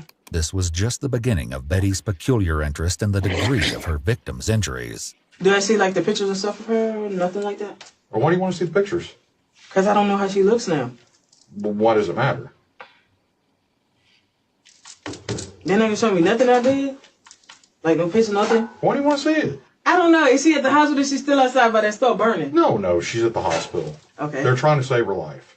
But is she burned? Like, is she black? Because she's a white woman. I killed a white woman. Yeah, I know she's white. Okay, sir. But I mean, no, it's not like people char up like that. It's like their skin peels away. But is she like chocolate black, or she didn't burn took like crust? Did she? What was that? Your goal to make I don't know, sir. I just put the lens in it. You know, what about the black woman? Did she survive? She's not burned or nothing, is she? No. I mean, you're asking a lot of questions about her being burned. I'm just curious as to why. Did you see her? Yeah, I've seen her. So you was out there when you took what happened? Like when y'all went into the store? What do you mean what happened? I want to know what happened when y'all went into the store and seen her burning. Why? Why does it matter? I didn't see her burning. I saw it after she burned. So how would her body look? All her skin's falling off. So she like bone? Yeah. No, not bone. Bro. You got a lot of layers What's up, of bro? skin. Thank you for being here, bro. Like, why are you so excited about this? I'm not excited, sir. When Betty's rapid fire Stu, man, I hope everything good, bro. I hope everything good your way, man. I hope the kids good. I hope life was good this weekend, man. Appreciate you tapping in. Welcome to desk duty. But this lady done set this lady on fire. She just walked up to her, threw gas on her, and set on fire. Sergeant Hansy, I got another one of these late detectives that can help you write out tickets and organize the junk closet. Welcome to desk duty, detectives. showed no sign of slowing down. It was up to the detective to move things along. So here's the deal. Here's what's going to happen. So you're going to be booked into jail. The charge right now is attempted premeditated murder. Now, if she dies, which she may, I mean, she's not in great shape. So if she dies, then that charge will upgrade to premeditated murder. Yes, sir. Thank you so much. I appreciate you talking. Welcome. You know, you have a good day, sir. You kiss your kids goodbye. Kiss your kids. Tell your kids you love them. Kiss them. Good luck to you. Good luck to you, sir. What the hell? It took another 40 minutes or so before the police were ready to transport Betty to the county jail. She spent the time just as she had before, conversing with her hallucination. I probably would have did her whole body, Chris. Gotta get the out of my face. Don't come here. Just get up my face. Damn. She still keep with me. That's a little happening. God damn it. Turn up and heat up. I wonder how long they gonna make me wait. I hate waiting on. You playing the fucking dog. Yes, sir. Hey, how you been? You ready to take me, sir? Yep. We gonna okay, so let's go. About time. Okay. Look at me like a crazy. Alright. I take pink better than yellow. Pink, yeah, pink. They got all the tablets and stuff. Here we go. It's the first day of life. 40 years, boy. There was a lot of evidence against Betty, but the following legal proceedings were far from simple. In order to be considered competent to stand trial, one must demonstrate that they understand the proceedings and are Okay, before we get into the verdict of what happened, do y'all think Betty is going to be able to stand trial and be competent? Yes, put a yes or no. Let me know in the comments. I want to see a few comments before I hit it. This case was wild, bro. Look, she's not. If she had somebody to love her, get in that gym, ooh, Betty would have been a baddie. Dang, Miss Betty. Okay, Betty. Too interested in how barbecue the victim is. Don't want to gross y'all out, but Betty put in the order for coleslaw too. She trying to like give me 2 pulled pork sandwiches. Like, you know what I'm saying, Queen Mother? Her shadow almost got too close. Yeah, she is. Yeah. It's like she's trying to get the insanity. I think that's what I think she's going for. I don't think so. No, I don't think so. Nope. Nah, she's legally sane. Nah. I bet her family was scared of her. Definitely. I don't think so, but I think for entertainment value, they're going to make. Okay, let's see. Let's see what we got. Capable of assisting in their own defense. The courts decided that Betty did not meet these criteria until more than a year after the crime took place. Against all odds, Joey survived. She went through excruciating treatment for her burns over a period of many months and underwent multiple surgeries. Her grueling recovery didn't just impact her, but the rest of her. Our entire family continued to live with the fallout from Miss McFadden's actions that day. We are not the same physically or emotionally. We have struggled to try to understand how such evil can occur in the world.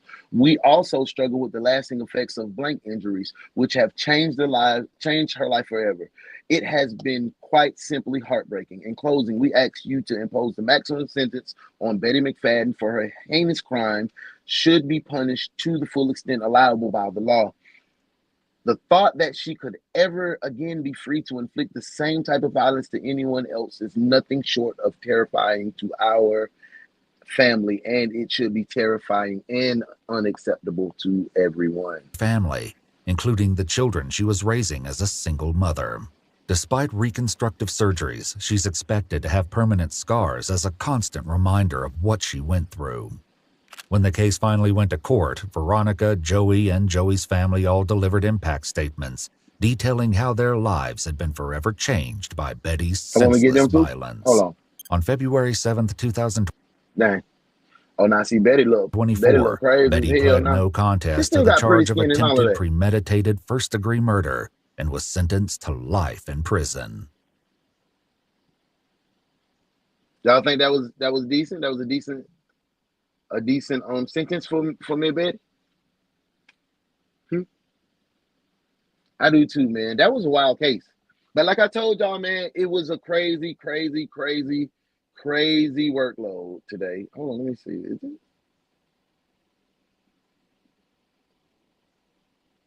Let's see, can we get it in? We had a crazy workload. Let's get to it. I need to know. Did he cut her into little bitty pieces? I checked on her tonight, and she's not dead. They will shoot you if they see you. She's been frozen for 2 days. She's frozen solid. It's amazing she's still alive. It's the middle of the night in Springfield, Tennessee, when a dispatcher takes one of the most chilling 911 calls ever recorded. A man is calling to report that he killed his wife. Mondays, heavy workload. Over the weekend, we missed a day. Let's get to it. We working. But the call takes a sudden and shocking twist when he reveals the true reason for his call. In a case doomed to end in sudden tragedy, police and first responders must rush into this dreadful situation to discover the truth and find the suspect before he strikes again. And if you lock it down now. Joe may be coming to get you. The stillness of a quiet night is broken at 2:45 a.m. on the morning of November 7th, 2014, when a bone-chilling call comes into 911. 911 location of your emergency. Yes. Y'all didn't hear that. Muffin heard it. She frozen, but not dead. Springfield, Tennessee. It's right behind Oakland Farms. Okay, what's going on? All right, this is what's happened. I've been married 12 years. On the 4th, which would have been 2 nights ago at 4 a.m., I shot my wife in the temple of her head. This detail, combined with the man's oddly calm demeanor, are already eerie enough. But it's what the man says next that is truly terrifying. I thought I killed her, and I put her in the freezer out in the garage. When I checked on her tonight, and she's not dead. She's got a big hole in the temple of her head, and to get her body moved around in there, I think I broke her wrist. You know, she was frozen from being in the thing. She's been in this thing 48 hours now. This is no prank call. I need somebody to get out there and help her out. I've cleared the premises. I've got away. You know, I'm not going to be there. But I promise you this is a legit call, and I need somebody to get out there and help her because I still love her. It's hard to believe that after that, you know, but I need to get somebody out there to help her. The call is coming from 45-year-old Joseph Parker and the woman he claims to have.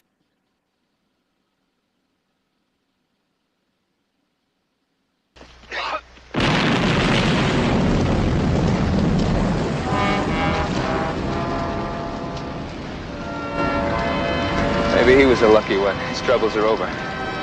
Book him down on murder 1, 2 counts.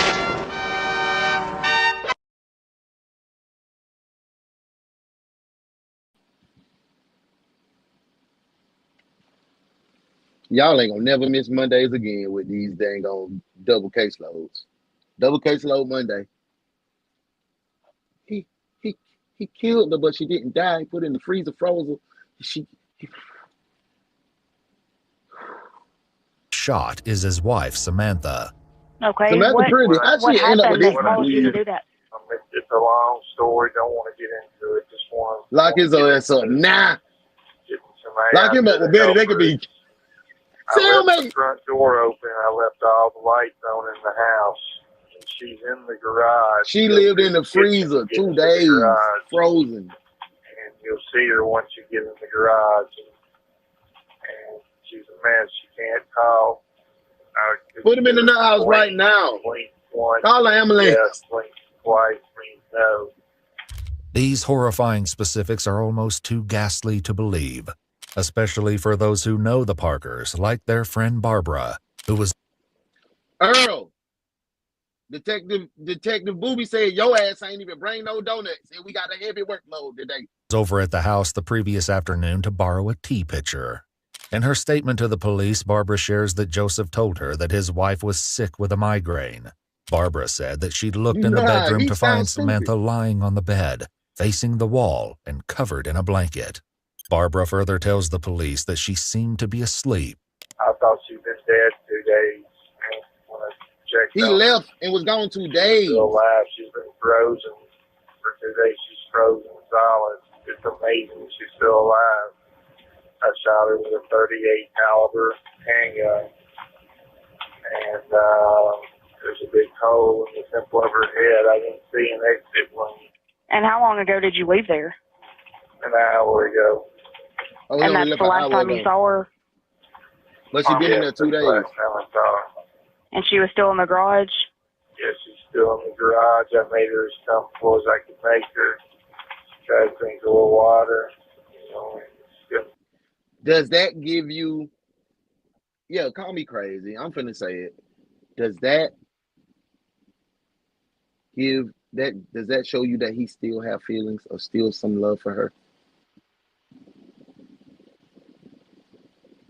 In a weird way, does that show that? Does that show like, fuck, I should have did that?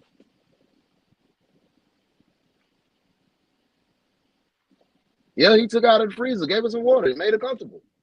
He took out of the freezer, he was in there 48 hours. He thought he popped her. He ain't finished the job. Oh, leave her job. She's in bad shape. Really need to get somebody out there to help her. See, he like, it's man, crucial for the dispatcher to get as much information as possible from Joseph, but he makes it clear that there are some things he's not willing to share. It shows that he doesn't want what to is your haunted, name? so he's trying to make it right. Joe, I'm just leaving it there. Don't want to get arrested tonight and all that. We don't have a history of domestic disputes. You know, we've never had to call the police or nothing. We just had a real bad night a couple of nights ago and got myself in trouble. So, anyway, this dude has no remorse. Really need somebody to get out there and help her. See, while Joseph doesn't want to give away his location, police will soon learn that his background is relatively clean. The only blemish to his record is a drug possession arrest from 1987, when he would have only been 20 years old. I love her. I still love her. I've loved her every day I've been married to her. Yeah. Had a rough stretch here. To that end, what do y'all feel? What do y'all feel is the cause? Let's talk about it a little bit. What do y'all feel Joseph's cause is? You just heard him clarify and say and confess his love. I loved her since the day I saw her. I loved her. We just had a couple bad nights a couple days ago. You think he found out she was cheating? You think the money ran funny? What? Oh, he just don't want to go to jail. Okay, that's what y'all say. He don't want to go to jail. Oh, he don't want to go to jail. I mean, I can respect that too. Will soon come to light that Joseph recently lost his job as a car salesman at Rivergate Toyota in Metro Nashville. The money was funny. Joseph's former co-workers would later recall in exclusive interviews with Iwu how he changed in the last months of his employment. He was really quiet. He was kind of weird. He was a salesperson, so he did talk to people. We knew something was going on with him, but it was unusual behavior, but it just grew over time. I think he had a lot of money stress on him. He'd gotten behind on their mortgage. So I think he had a lot of weight on his shoulders that was getting to him. Indeed, Joseph's stepdaughter would later say that the home was in foreclosure. Could these economic pressures have led to an explosion of violence? Anyway, checked on her and she's still alive. And now I want to get her. He sounds drunk. Help her to know what they're doing. And I got to stay out of trouble too. So. Okay, we'll send somebody out there. I can see that too. What was your first name? she. I'm not going to give you my name, sir. Okay, that's fine. Okay. Joseph's call to 911 is over, and he's left more than enough details for police to investigate. They'll find, however, that he didn't tell them everything. And there's more to this grotesque story than anyone could have imagined.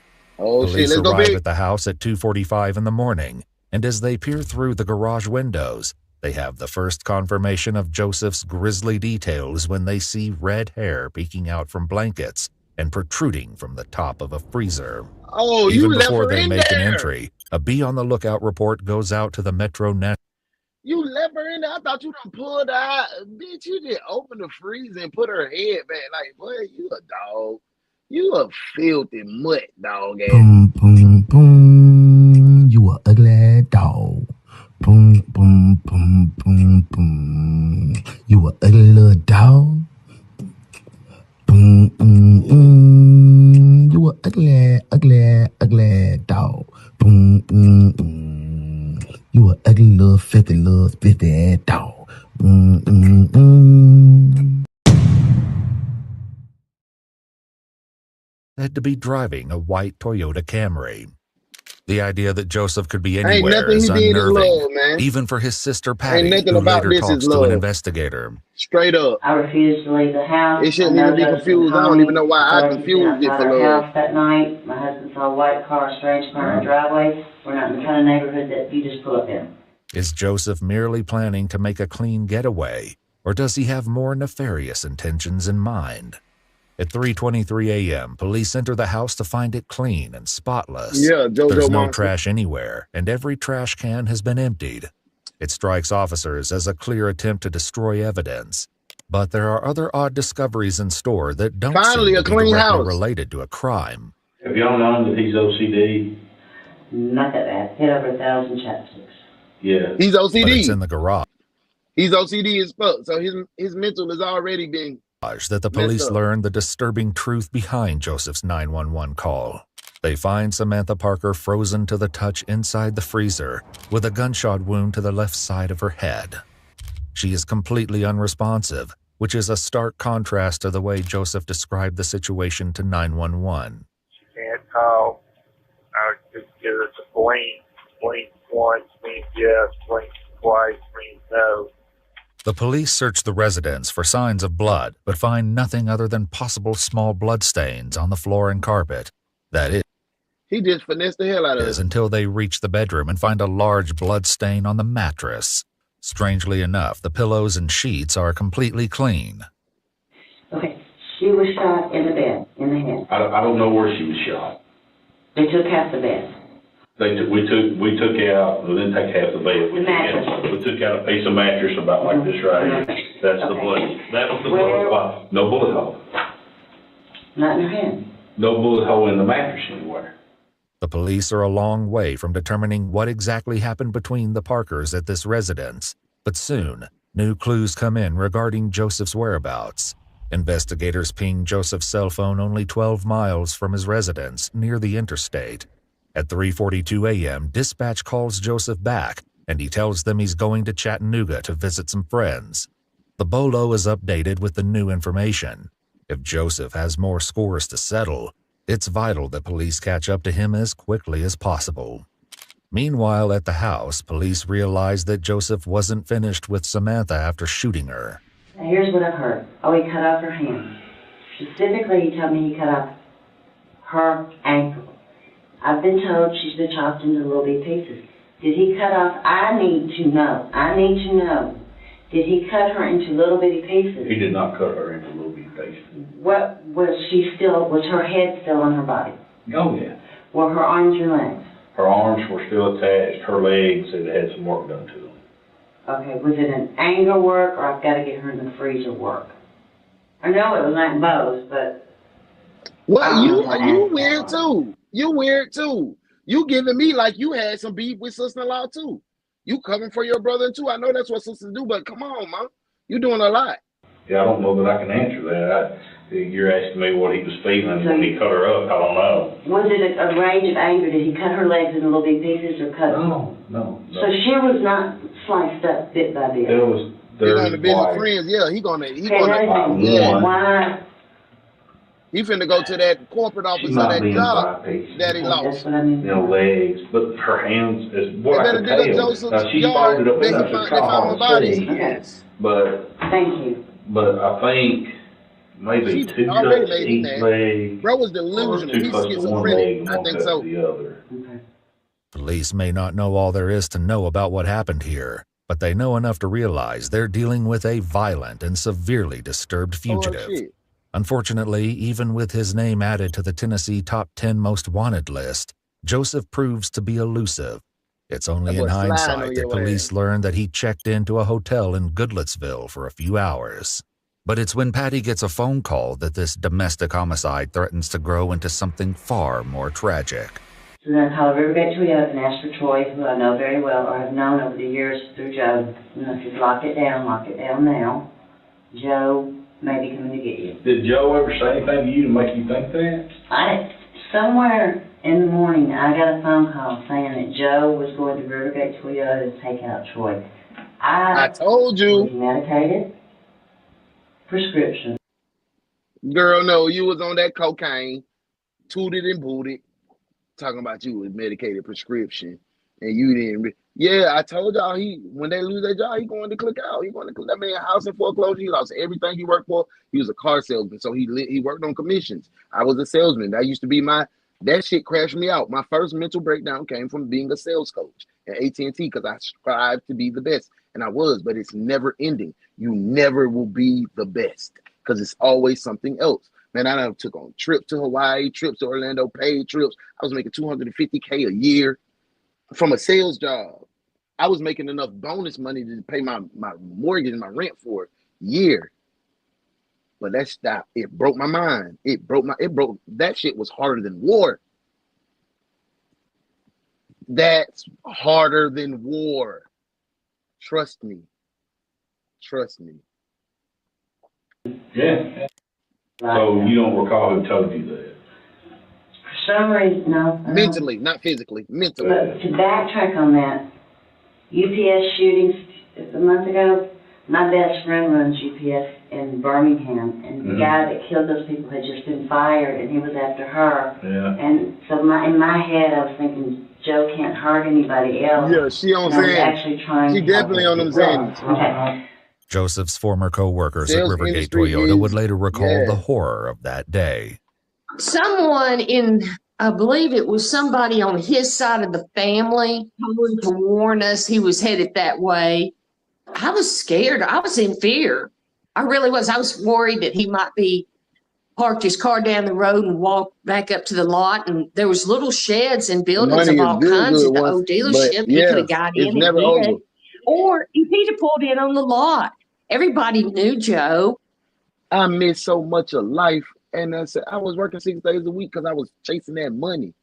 I was only scheduled 5, but I made it. I was the youngest sales coach in the company. I had made it up in 11 months. Them folks was on me. And I was the #1 team. Man, bro, I was getting everybody $6,000 and $7,000 bonuses on that sales floor. People was crying tears when they did the fruit basket turnover to switch my team. Boy, them folks were like, hell no, I'm not losing Dallas. I'm not going. And then my best friend Henry got murdered. And then that shit just was like, it messed me up. They didn't hate Joe. He could have easily pulled on the lot, got out, and just went bam, bam, bam. You know, we wouldn't have even questioned why he was there. We thought he just come to visit. The Metro Nashville police send units to guard never a Rivergate down day Toyota, on the but there's sales no way floor. to know for Never. sure what Joseph plans that's to do your check. next. The guy that got the phone call said that he said this all started when I lost my job there. Yep. So he was going to come and take care of the person that fired him for one, and the rest of us. And we're like, we didn't have anything to do with it, but okay. And then we weren't sure who all he was going to be aiming for. Well, we had two entrances to this dealership, and what they did was lock the back gate so that only made one entrance in and out. And we had police undercover sitting back there in their cars watching people come on the lot. They were doing the best that they could. We had people set up across the street videoing. But despite the rumors, Joseph never shows up at his old workplace. It remains a case full of unknowns. And the biggest question of all is what might have driven Joseph to kill his wife in the first place. We think, here's what we pieced together as the detectives that we are. That's a joke. Yeah, Mo. That he killed her sometime 10 o'clock Tuesday night and they had been fighting all day because definitely. That's right. Yeah, I said Mackenzie's mother was never not calling her, and there was a text sent from Sam's phone to Mackenzie, a birthday text from her mother to her only child. There's a lady in Samantha's neighborhood named Karen, and she texted Karen Tuesday night. I don't like his sister. I don't like his sister at all. He's crazy. The text, she knows she's gonna die. She knows she's gonna die. Wow. And we feel like that on the 3rd, Tuesday night, Joe saw that text. I'm going to go to an attorney. I got to get away from him. Can I come to your house? When the last 5 minutes, y'all? Begging. I haven't slept. I need a hot shower. I'm not. And we feel like Joe read that text, and that's when he killed her because there was a text. I didn't think I could thrive in a commission-based job either. But once I got that first check, but even as both Joseph and the reasons behind his madness. Listen, y'all, I didn't want to go over 2 hours, but we might slightly go over, but it's still cool. When I first I didn't think I could survive in a commission-based job either because I just come out of the military. I had just came out of the military. I was unemployed from the military for 4 months. I put in for that AT&T job. I got it. I had never had a job in my life over $15. I went to the military straight from high school. I was working at McDonald's and Denny's, and then I worked at Hardee's and Wendy's with my mama. I was only fast food chick. Got out of the military, came home, got that job, and I got my first check, and my first check was like $2,200. And in the military, I wasn't even making that much. I said, wait a second. And that right there pulled me in. It was like, and everything I did, I ate, breathed. It was AT&T sales. Just let me tell you, they would have a bonus, something called Blue Points. A Blue Points is AT&T dollars. They can be converted into real dollars. They would have a contest. Whoever sells a cell phone, every cell phone you sell, 100 Blue Points. I'm selling 6. They say, every unlimited service you sell, 50 Blue Points. I'm selling 50. I'm going off. I'm getting Blue Points, $5,500 a week. I ain't touching my check. I don't even look at my check. We lived off the Blue Point card. And I did that shit for 6 years straight until I hit that wall. People was dying on the desk, on the phone. My trainer, Kathy Waters, God rest her soul.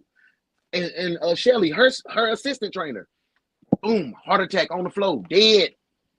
Because they got 2 hits, you get 3 out the door. People not losing their job. People walking, doing the room, stroke on the floor, boom. Not going to the doctor. That shit is, them folks was chasing that young boy, and I was in there. I was a dog, boy. I done trained my voice. I done worked my phone, man. I done moved myself up to the, that shit was like dope money. It was like being in the streets. And that was my official, like, I just play around in the streets if I need to. But when I got that AT&T shit and I was still hanging in the streets, them niggas were like, damn, boy, you done hit what you got. Bro, nah, I'm at the job. I'm at the job, and all my hood friends were like, boy, put me on. But nah, hell nah, but you got 63 felonies. I ain't got no felonies at the time. I ain't had none. You know what I'm saying? So, yeah. Let's get back to the case. Thank y'all for letting me share that. That commission job, remain boy, elusive. His sister it'll learns make you that or break you. afternoon that the madness is not over yet. 313. You want to tell you what it do, Tay? Mine was based pay plus commission, too. And I went, oh. And if you've heard the 911 tape, Joe was so calm and so cool. It was extremely eerie. I picked up the phone and said, oh my God, Joe, are you okay? He said, yeah. I said, what are you doing? What's going on? Whatever you've done, I forgive you. Tell me where you are. I will have somebody come and get you. I will come and get you myself. Are you in Alabama? He said, no, Patty, I'm just driving around. I said, okay. I said, Joe, what happened? He said, well, I shot her in the head, but she was asleep, and she didn't feel anything. And then I tried to put her in the freezer, but her ankle, I had to cut off her ankle because she wouldn't fit in there with her ankle. And then it really made a big mess, Patty, and it took me a really long time to clean it up. But even as Joseph makes his second confession of the day, Patty notices a stark disconnect between what he's admitting to and his seeming inability to understand the full ramifications of his actions. And I said, Joe, did you chop her up and put her in the freezer? He said, now, Patty, I'm not going to tell you that. I said, okay. Do you have a gun? Yes. Where is it? It's in my lap. Take the gun and unload it. I'm not going to do that. Not going to prison. Can't do that. How is she? Joe,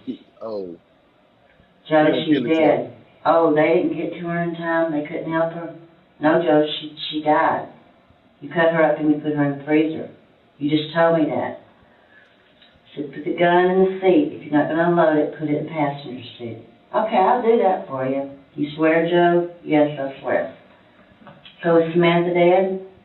Yeah, she just did. Yes, Joe, she did. So they didn't get to her in time. No, Joe, you just told me you shot her. I just told you she's dead. At the house, the crime scene investigators remove Samantha's body from the house and deliver her to the medical examiner while still in the freezer. The autopsy report reveals that her lower leg was amputated, her right foot was cut between the toes, and she had a gunshot wound in her temple. There was another entry wound in her right arm, and police realized that this was the reason. Oh, y'all. I greatly apologize.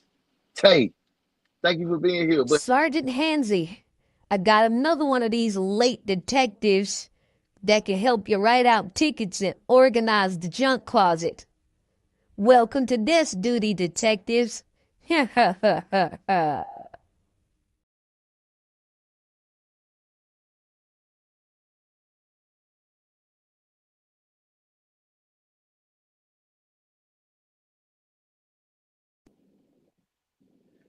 Hey, Detective Scott, how you doing?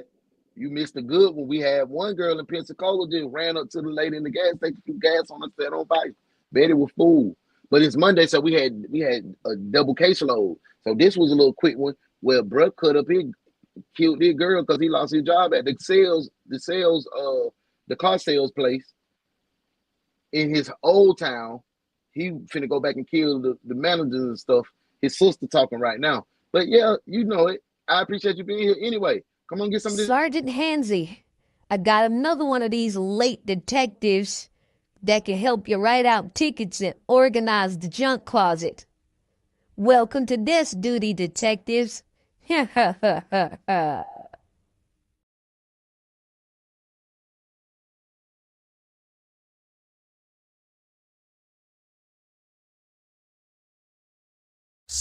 They theorized that she was indeed asleep, her arm tucked under her head when Joseph shot her on that fateful night. We forgive you.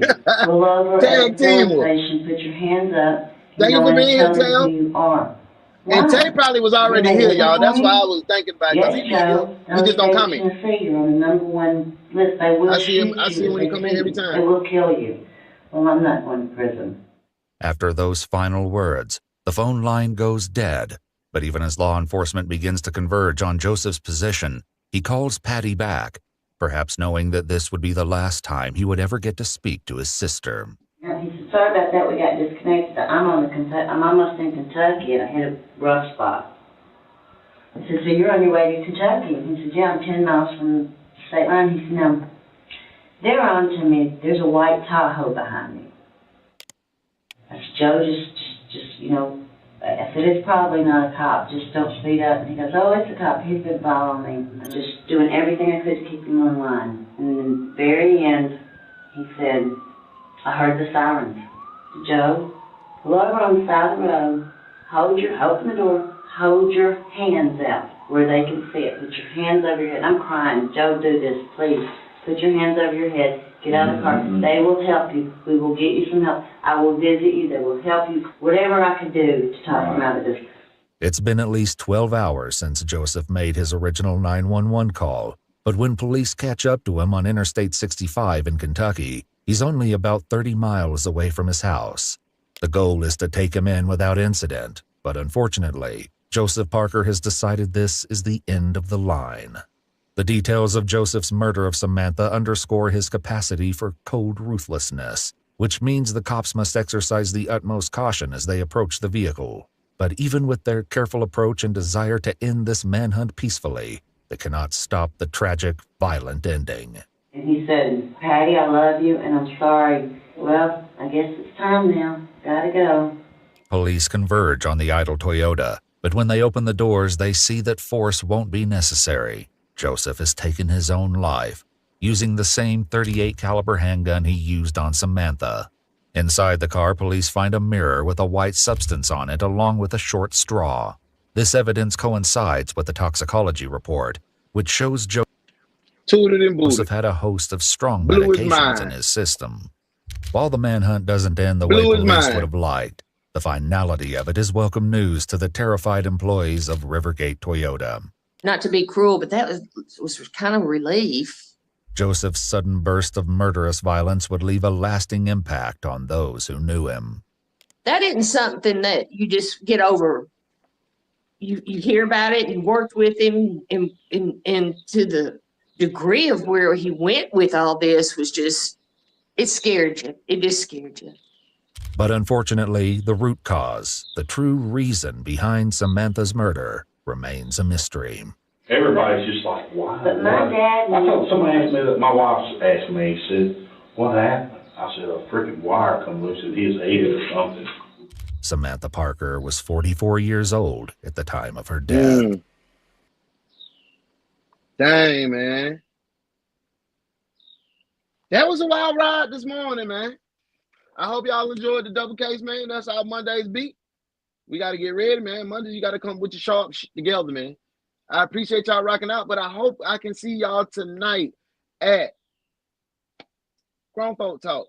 Grown Folk Talk 912. That's the place to be.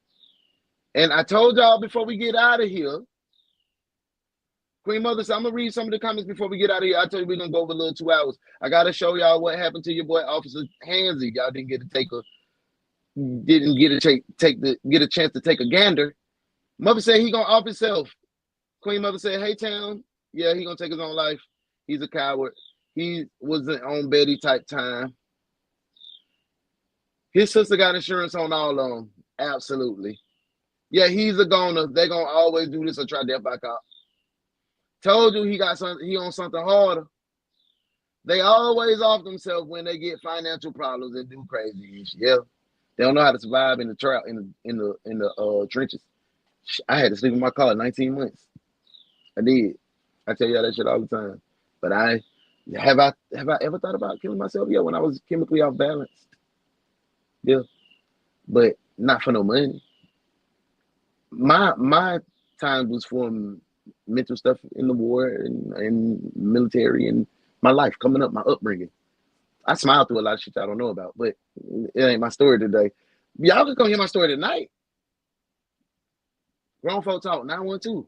Come rock with your boy, man. Y'all see what it is, man. Highway Collection forever. Do it, man. I'm gonna show y'all what happened to Hansy. Y'all know I love y'all. This is the new how we rock it on Mondays. We double dutying. I hope y'all be ready to tune in and turn up. It was a good. Let me see that everybody make it a 150. Okay, Sharon 150, Queen Mother 150, Muff 150, Fee 150, Boss 150, Band Count 150. D Will got the one of 75. My boy Stu came in late. Tay came in. He just hit the button. He just made a comment. So, and Mighty Douche Bro, appreciate you tapping in. And Tam, I know you always rock with me. You probably just got up late, but I'm gonna start sending out the DMs again. Y'all let me know. Y'all let me know if y'all want to be a part of the One Detective Agency group. It's not like it ain't all for the rigmarole. We come over there. We have good times. We talk cases. We talk life. So y'all let me know. You got to hit me up in the Facebook DM. You got to get vote. You got to get approved in though. The people that's in there now, they got to approve if you can come in and be a part of the family, the group chat family. Hey, I love y'all, man. Here's what happened to our boy Hansy. Y'all pray for him, man. Love y'all.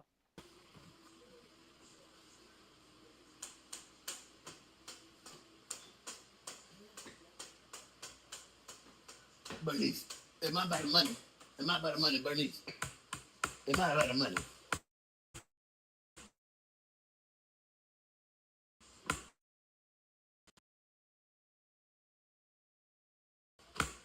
It's not about the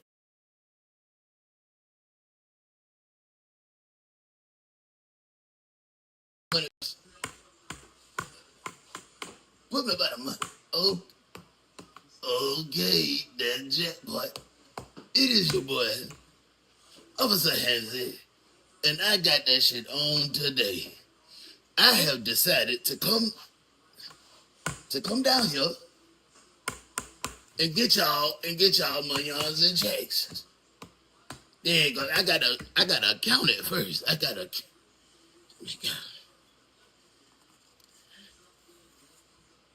It smells like 20. 3. I'm just gonna. I had forgot to bring my bag to put y'all monions and checks in. So what I'm gonna do is I'm gonna just put this in my safe place. I'm gonna put this in my safe place right here. Ain't nobody gonna go in here. You hear me? I got y'all monions and checks. I'm finna get back on the road to head back to the precincts to bring y'all monions and checks. Y'all's gonna be proud of Officer Hansy today. I'm finna head to the car.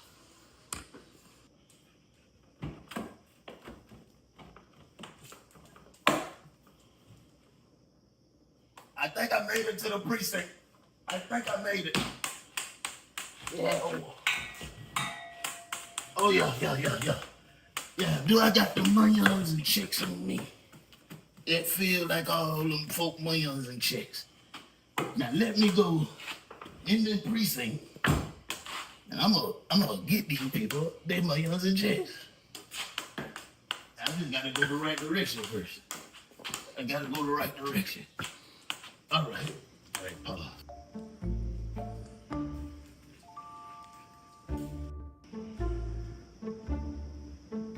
Yo, they gonna be happy to get this monion and checks today.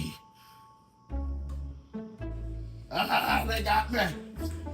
They done got me. They done hit me upside the head and took the monions and checks. I can't even find it. Help me, 911. 911, somebody help me.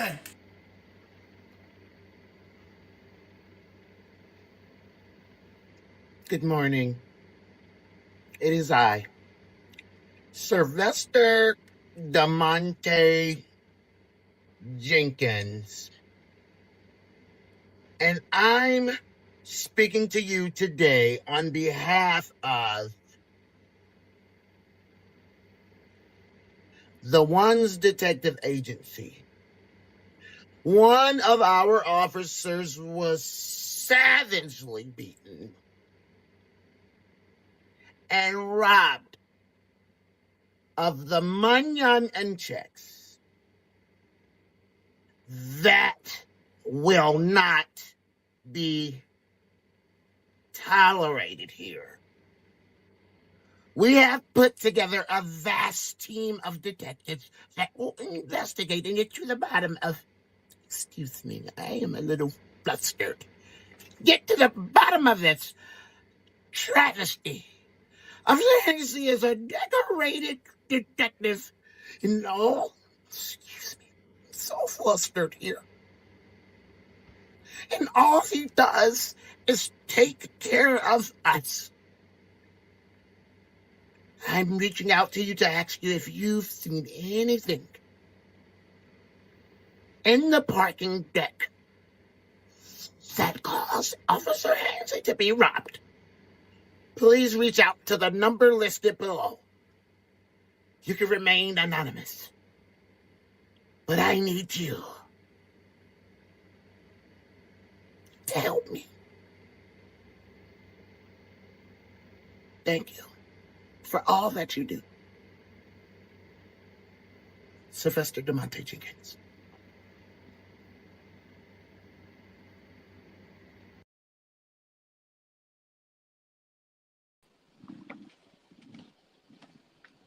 So, unfortunately, y'all saw what happened to that boy, Officer Hansy.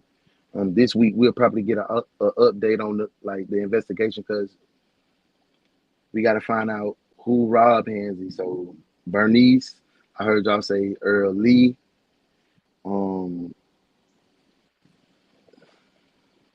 We got to find out who had that pipe, who hit him in the head. I just hate that my boy went through that, man. But I appreciate y'all, man. We're gonna find out. We're gonna get another part of it this week, man. You know, usually Internal Affairs send us updates on cases on Friday. So you'll probably see an update on Sergeant Hansy's, Officer Hansy's case Friday. So make sure you tune in, man. It might be Stephanie. You know, Stephanie Munionson was the one who said meet her in the parking lot. So we gotta find out, man. So, man, Hansy, man, he ain't doing too good neither, man. You know, he went to World War VI. When they hit him in his head, he had that plate. It kind of, we gonna see though. Y'all keep Hansy in y'all prayers, man. I hope y'all have a good day. I hope to see y'all tonight, man. I love y'all, man. It's been fun. It's been real, and it's been real fun. We'll see y'all tomorrow morning. We got another case. Regular work. We done handled the weekend stuff. Regular work tomorrow. See y'all in the AM, but I will see y'all tonight when y'all get to hit be mature. See y'all later. Here this morning, police are looking for a The suspect. only detective agency capable of handling these grotesque and obscene cases. Look no further than the DaOnes Detective Agency, where evidence does not matter. We lock you up and figure it out later. Hey, what's up? The DaOnes Detective Agency, with your captain, Uno the One.